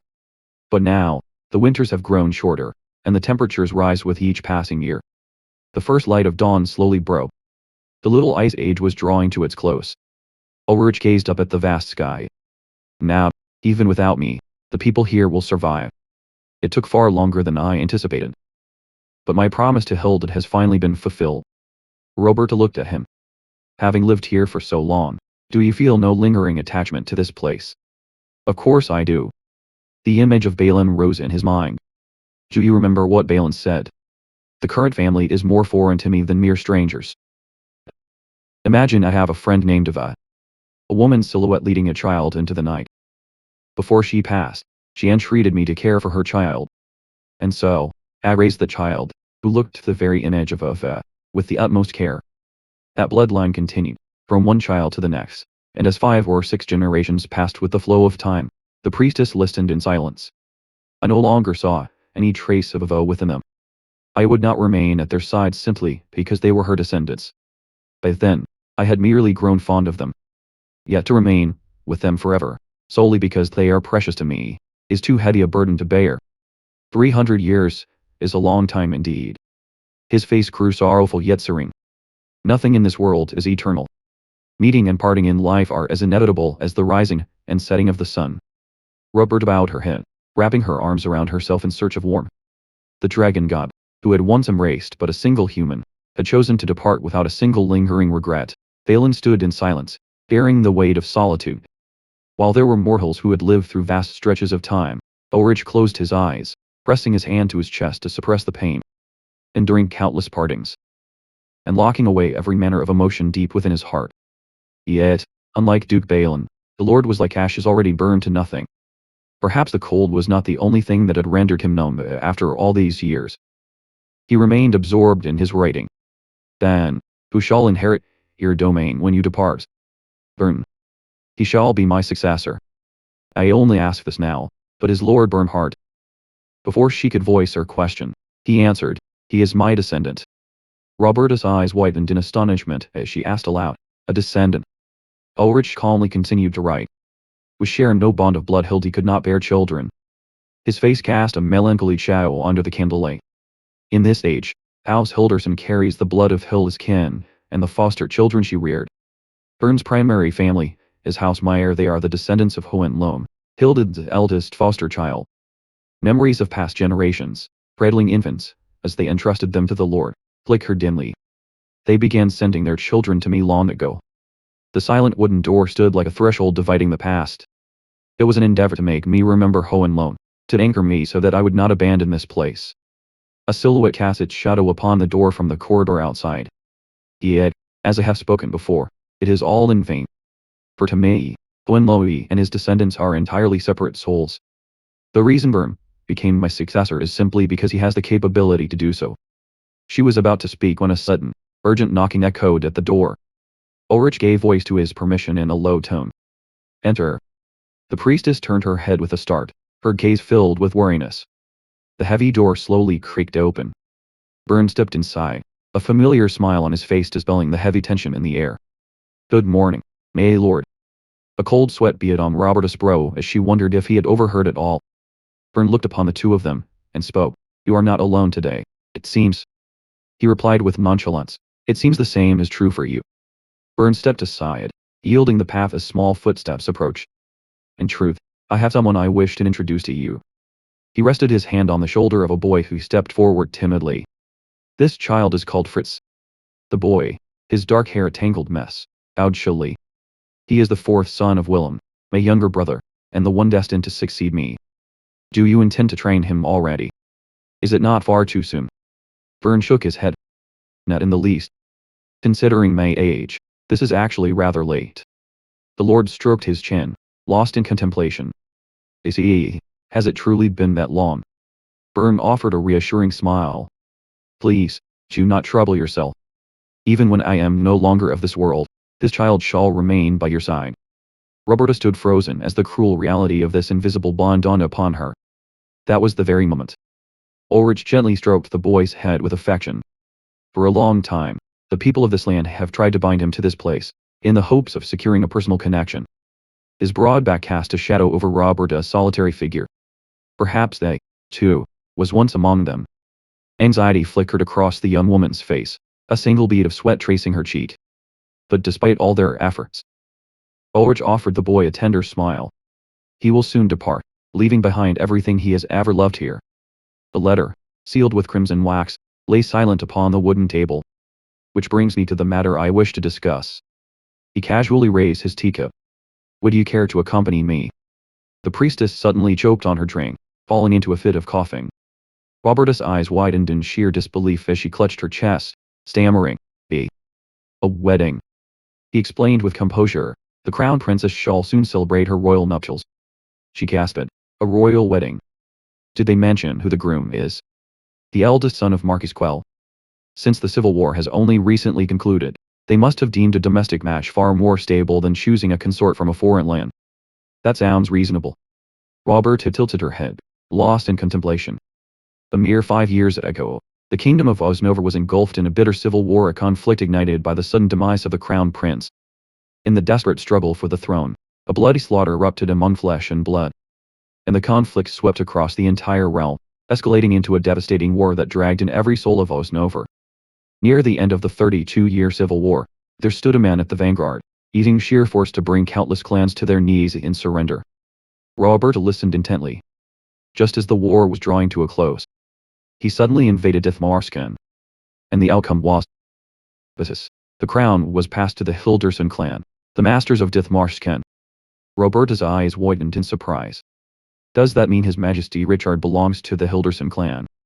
He nodded slightly. "Indeed." Ulrich gazed thoughtfully at the letter. "Richard is my adopted son." She expressed her admiration. "It is truly astonishing that you can live so peacefully in such a remote place. So, do you intend to attend the wedding? After all, the crown princess is your niece." A fleeting shadow of melancholy crossed his face. "I believe I must go. It seems Richard is facing rather troublesome matters." She was surprised. Troublesome matters. He did not specify in his letter, but it seems there is a problem he cannot resolve on his own. It makes sense, considering I did not even attend his coronation. There must be a grave reason for him to summon me this time. Chewing on her bread, she asked, "Are you sure he doesn't simply want to see his father's face?" He hesitated. "Well, regarding that." He looked directly at her and asked softly, "Would you like to come with me?" She nearly choked on her bread. "To a royal wedding?" He nodded in silence. Her eyes filled with skepticism. "Are you serious?" He placed his teacup down firmly. "I am always serious. Compared to the journey to the frozen peninsula, this trip is akin to a holiday. He has successfully reformed the parish, and we have completed all the grand rituals, have we not?" The priestess expressed her hesitation. "The frozen peninsula is not too far beyond my jurisdiction, but to venture any further would be to neglect my duties." At that exact moment, Byrne entered, reverently presenting a parchment scroll tied with a formal bow. Roberta took the scroll with curiosity, looking bewildered. "What is this?" Her expression paled with dread as she took a closer look at what she was holding. Her eyes went wide. "Wait a moment. Is this the seal of the Holy Order?" It was a papal dispensation granting her temporary leave from her post. "The will of Ulrich of Dithmarsken, Lord of Dithmarsken, is also my will, therefore, Priestess Roberta must fulfill his every request without delay. This is no ordinary permission, this is a direct command from the Holy Father himself." "When did you obtain this?" He smiled gently. "Marcelo, and I still correspond from time to time." She was left speechless. "You speak of the Pope as if he were a next-door neighbor." He concluded, "We set out tomorrow."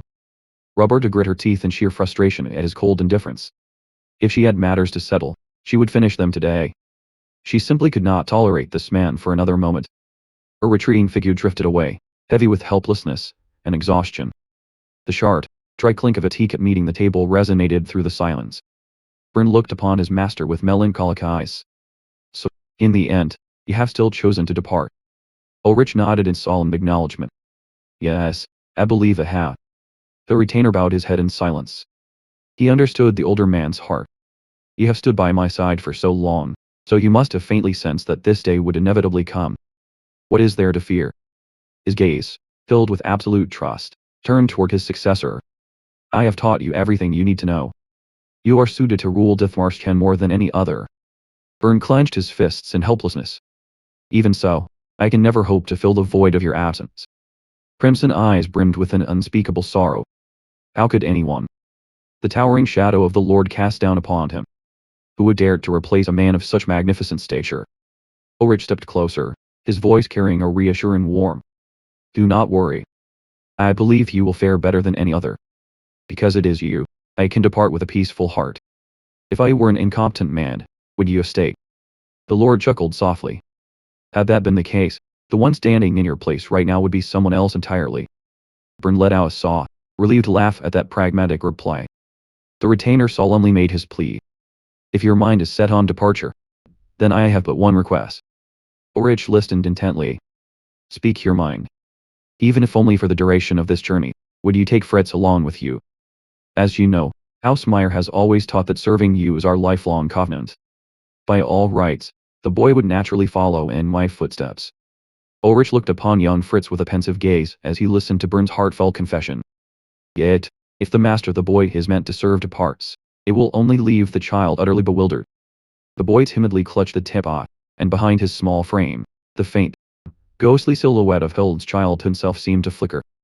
He let out a quiet sigh. It brings back so many memories. Hilde was just like that in those days. A shadow of melancholy crossed his face as he recalled the past.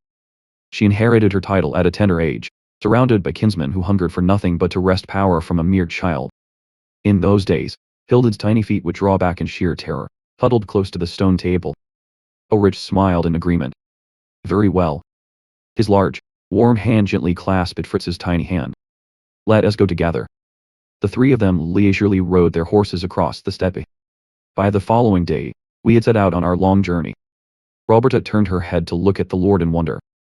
"Hey Lord." He halted his horse upon the hilltop, silently looking back at Castle Dithmarschen one last time.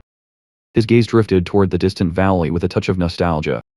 When I first arrived here, the snow was already piled higher than my head. I had only intended to stay for a short while. In his mind's eye, Hilda's long black hair fluttered amidst the swirling white snow. Young Hilda, in her pink dress, spun radiantly, offering a bright smile amidst the winter sky. The Lord let out a soft sigh, regaining his composure beneath the warm spring sun. He half closed his eyes, burying those ancient memories deep within his heart. Let us go. To the capital, Iselberg. The priestess was taken aback. But that is quite unexpected. Are not great state affairs usually held in Solna, where the grand temple stands? He explained. Richard holds little love for the Pantheon. He even relocated the capital from Solna to Iselberg, simply because he utterly detests the interference of the priesthood. Dithmarschen. Iselberg. On map of the kingdom appeared, marked by a long, dotted line. Iselberg and Dithmarschen lay at opposite ends of the realm, making this a rather long journey. Boots tread upon the lush green grass. Which is why we must pass through this place. Ulrich turned back to explain to his companions. The place known as the Snow Forest. She looked up blankly at the lush canopy. It seems far too green to be called the Snow Forest. It was once called so when Dithmarschen was still part of the Ice Peninsula. Under its influence, this forest too was blanketed in snow all year round. A tiny sprite with butterfly wings fluttered past, making the young boy's eyes widen in wonder. At one time, the snow sprites dwelt here in great numbers. Snow sprites? Fritz asked inquisitively, are they no longer here? He replied calmly, even if they wished to, they could not possibly survive here. For the snow sprites to live in a place this warm is no different from humans dwelling on the ice peninsula. When the temperatures rose, they naturally migrated elsewhere. Roberta spurred her horse forward to ride alongside him and asked, cutting through this forest to avoid a detour is well and good, but do you even know the way? Of course. I have been here several times before. She was rendered speechless with astonishment. And when was the last time you were here? In 80 years ago, I believe. It has indeed been a rather long time. This domain belongs to the county of Goet. I journeyed all this way back then to hunt monsters alongside the vassals of that era. She let out a soft sigh, gazing at the back of the Immortal. The village where we once stayed lies just beyond this forest. We can rest there tomorrow. Ah, cold sweat broke out on the priestess's brow. But, 8 years. Much must have changed during that time. I think so too. The crackling campfire warmed the two youths sleeping soundly, while Ulrich quietly stood vigil. After they made camp in the forest that day, a wooden village with a watchtower loomed beneath the evening sun. It was not until the following afternoon that we finally reached the village. Atop the watchtower, a guard silently leveled a crossbow, aiming down. Is this the place? An arrow tore through the air, thudding right before the horse's hooves, causing the beast to neigh. Startled, Roberta's eyes widened at this hostile reception. Come no closer. The female archer drew her crossbow taut, ready to pull the trigger. State your purpose here at once. Fritz anxiously tugged at her sleeve. What should we do? Roberta stepped forward with resolve. I will speak with them. She raised her hands in a gesture of peace. Please, lower your weapons. May the grace of Ganymede be with you. We are but travelers passing through, seeking a place to spend the night. We harbor no other intentions. The woman stared in wide-eyed astonishment. You are a priestess. The sturdy wooden gate slowly creaked open. Please forgive my insolence. It is rare for anyone to pass through this snowy forest, so I was startled and... Roberta offered a warm smile. I understand. After all, it was we who appeared so suddenly. The gatekeeper scratched her cheek in embarrassment. As I said earlier, we are looking for a place to stay. Ah. This place is truly not fit to receive a priestess. Will this be acceptable? Anywhere is fine, so long as we can shelter from the night winds. She turned around happily to lead the way. If you say so. I shall lead you to the village elder's home. The party made their way leisurely into the village under the curious, yet warm gazes of the villagers. A woman cradling a young child waved to them in warm welcome. Was it like this 80 years ago? They seemed quite curious about us. This place is vastly different now from when I first arrived. Ulrich narrowed his eyes slightly, recalling the past. Back then, this place had suffered grievous devastation at the hands of monsters. The dark shadow of a colossal beast lurked silently within the forest. Normally, monsters would conceal themselves in the wilderness to stalk their prey. Its eyes gleamed with a menacing light. Yet, on occasion, they would also launch assaults upon human settlements. Such monsters were indeed a terrifying threat. Fearless before any trial and prone to sweeping away everything with brutal violence, the utter annihilation of an entire village was by no means rare. I once accompanied Alonso to a region ravaged by disaster, a place so horrific that only the word hell could describe it. I imagine this place was once no different. The priestess looked upon the well-built houses with admiration. If the village has been rebuilt to this extent, since those days, then this truly is an extraordinary place. The Lord offered a warm smile. You are entirely correct. Ulrich, accompanied by the boy, stepped into the small wooden cottage nestled in the valley. She dashed inside, calling out in excitement, Chief! Chief! We have guests. Oh. Did you say we have guests? A priestess from the temple of Ganymede, and her companions have come to visit. They are looking for a place to rest for the night, so I have brought them here. Trembling, the old man leaned on his staff and stood up respectfully. A priestess. Visiting such a humble place as this. My name is Lumen. I am the chief of this village. We sincerely apologize for arriving so abruptly. Think nothing of it. Our dwelling is humble if anything. We should apologize for our lack of proper hospitality. Please, make yourselves at home and rest. You may use the room over there. The woman guided Roberta to the room, while Chief Lumen remained standing, head bowed in respect as he saw them in. As his eyes fell upon the back of Ulrich, who was walking last, the old man froze, staring at him in utter disbelief.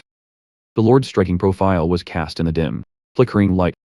The old man's eyes widened in astonishment, his weathered wrinkles tightening as he recognized a face that remained completely unchanged after nearly a century. Shaking, the old man took a step closer, his voice catching in his throat. My lord. Lord Ulrich.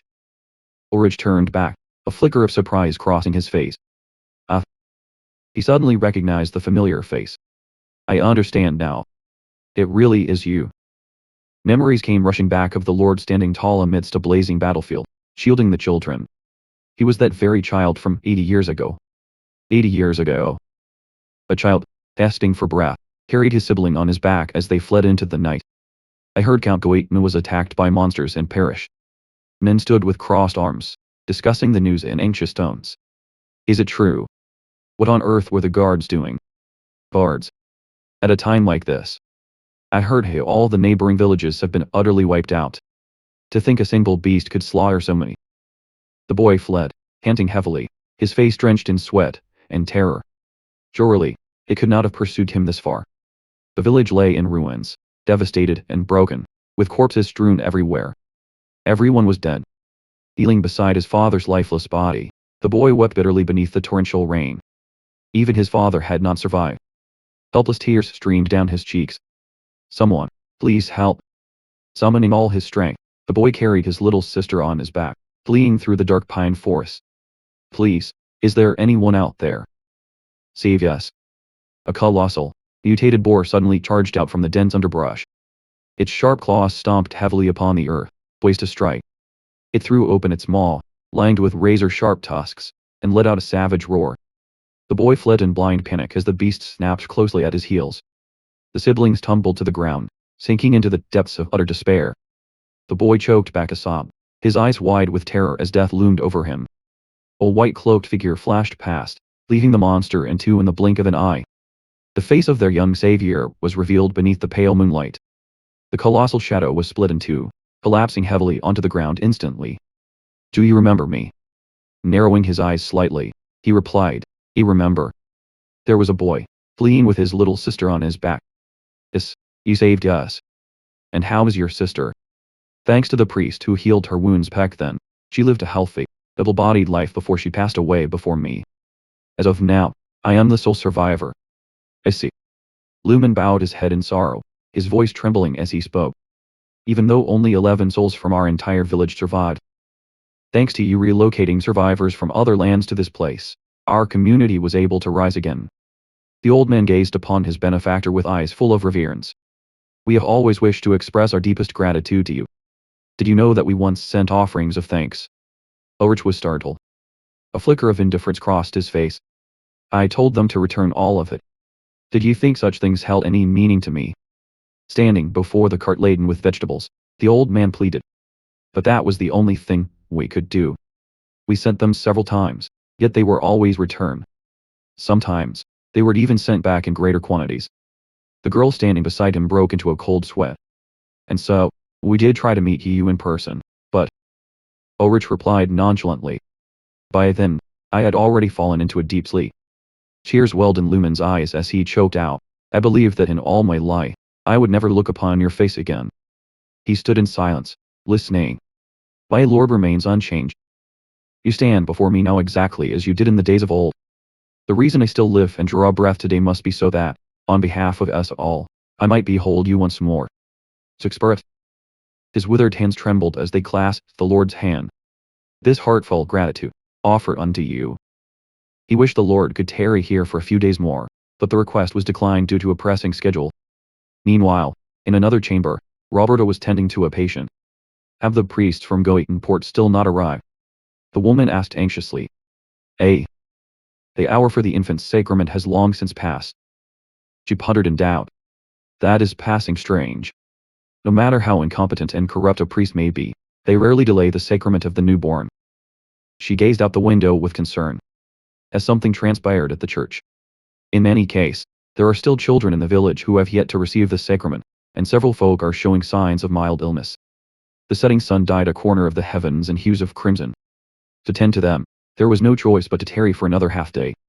The villagers warmly presented her with a bag of provisions. Please, take this with you on your journey. She accepted it with gladness.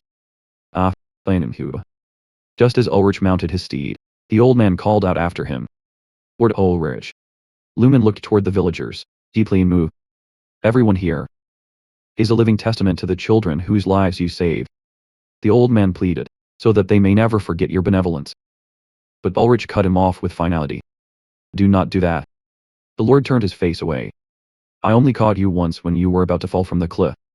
As for climbing back to the top, it was due to your own strength of will. Ulrich stood before Lumen, gently advising the old man not to dwell on past debts. And bringing this village so far is due entirely to your own strength. Do you not be bound by me, and take pride in that? The Lord smiled faintly, his distant gaze filled with hope. For one day, Yourselves shall be the ones to reach out and lift up another. The old man widened his clouded eyes, struck speechless by the noble words of his ancient benefactor. Lumen closed his eyes slowly, a profound and boundless reverence swelling within him for the Lord. They shall remember it well. Along the trail carpeted with lush green grass, Roberta spurred her mount to ride abreast of him. She turned to ask in a hushed voice, "It was our intended path anyway, but you wished to stop here, did you not?" He nodded in assent. "You speak the truth." Orjak exhaled softly, gazing out at the distant horizon with ease. "Whenever I thought of them, I found myself curious. They have fared far better than I dared hope, so I am truly at peace." He suddenly brought up the past. "Do you remember the ruins we beheld upon the frozen peninsula, Roberta?" The priestess was slightly taken aback. "Do you mean the tower raised by a prehuman civilization?" "As I mentioned, the inscription upon that tower proclaimed that we are on the brink of ruin. And yet, there were other writings as well." Roberta asked with curiosity, "Did it say more?" He solemnly recited the remainder of the ancient testament. "Even when we fall, we, too, shall never be defeated." She smiled, marveling at the unyielding will of her predecessor. Those were truly noble words. Silently, she wondered if there remained any land he had not set foot upon, having lived such a long and straight life. The steady rhythm of hooves clattered against the spring earth. If that were indeed so, then every path we tread would be a journey through his memories. At last, the three of them entered a bustling town, alive with the clamor of passers-by. "First, let us head to the nearby city of Tenov. We will resupply there, and then resume our journey." We had only intended to wander through the marketplace for a short while before departing. The harsh shouting of a coarse man suddenly shattered the peaceful air. "Stand still, you stubborn brat."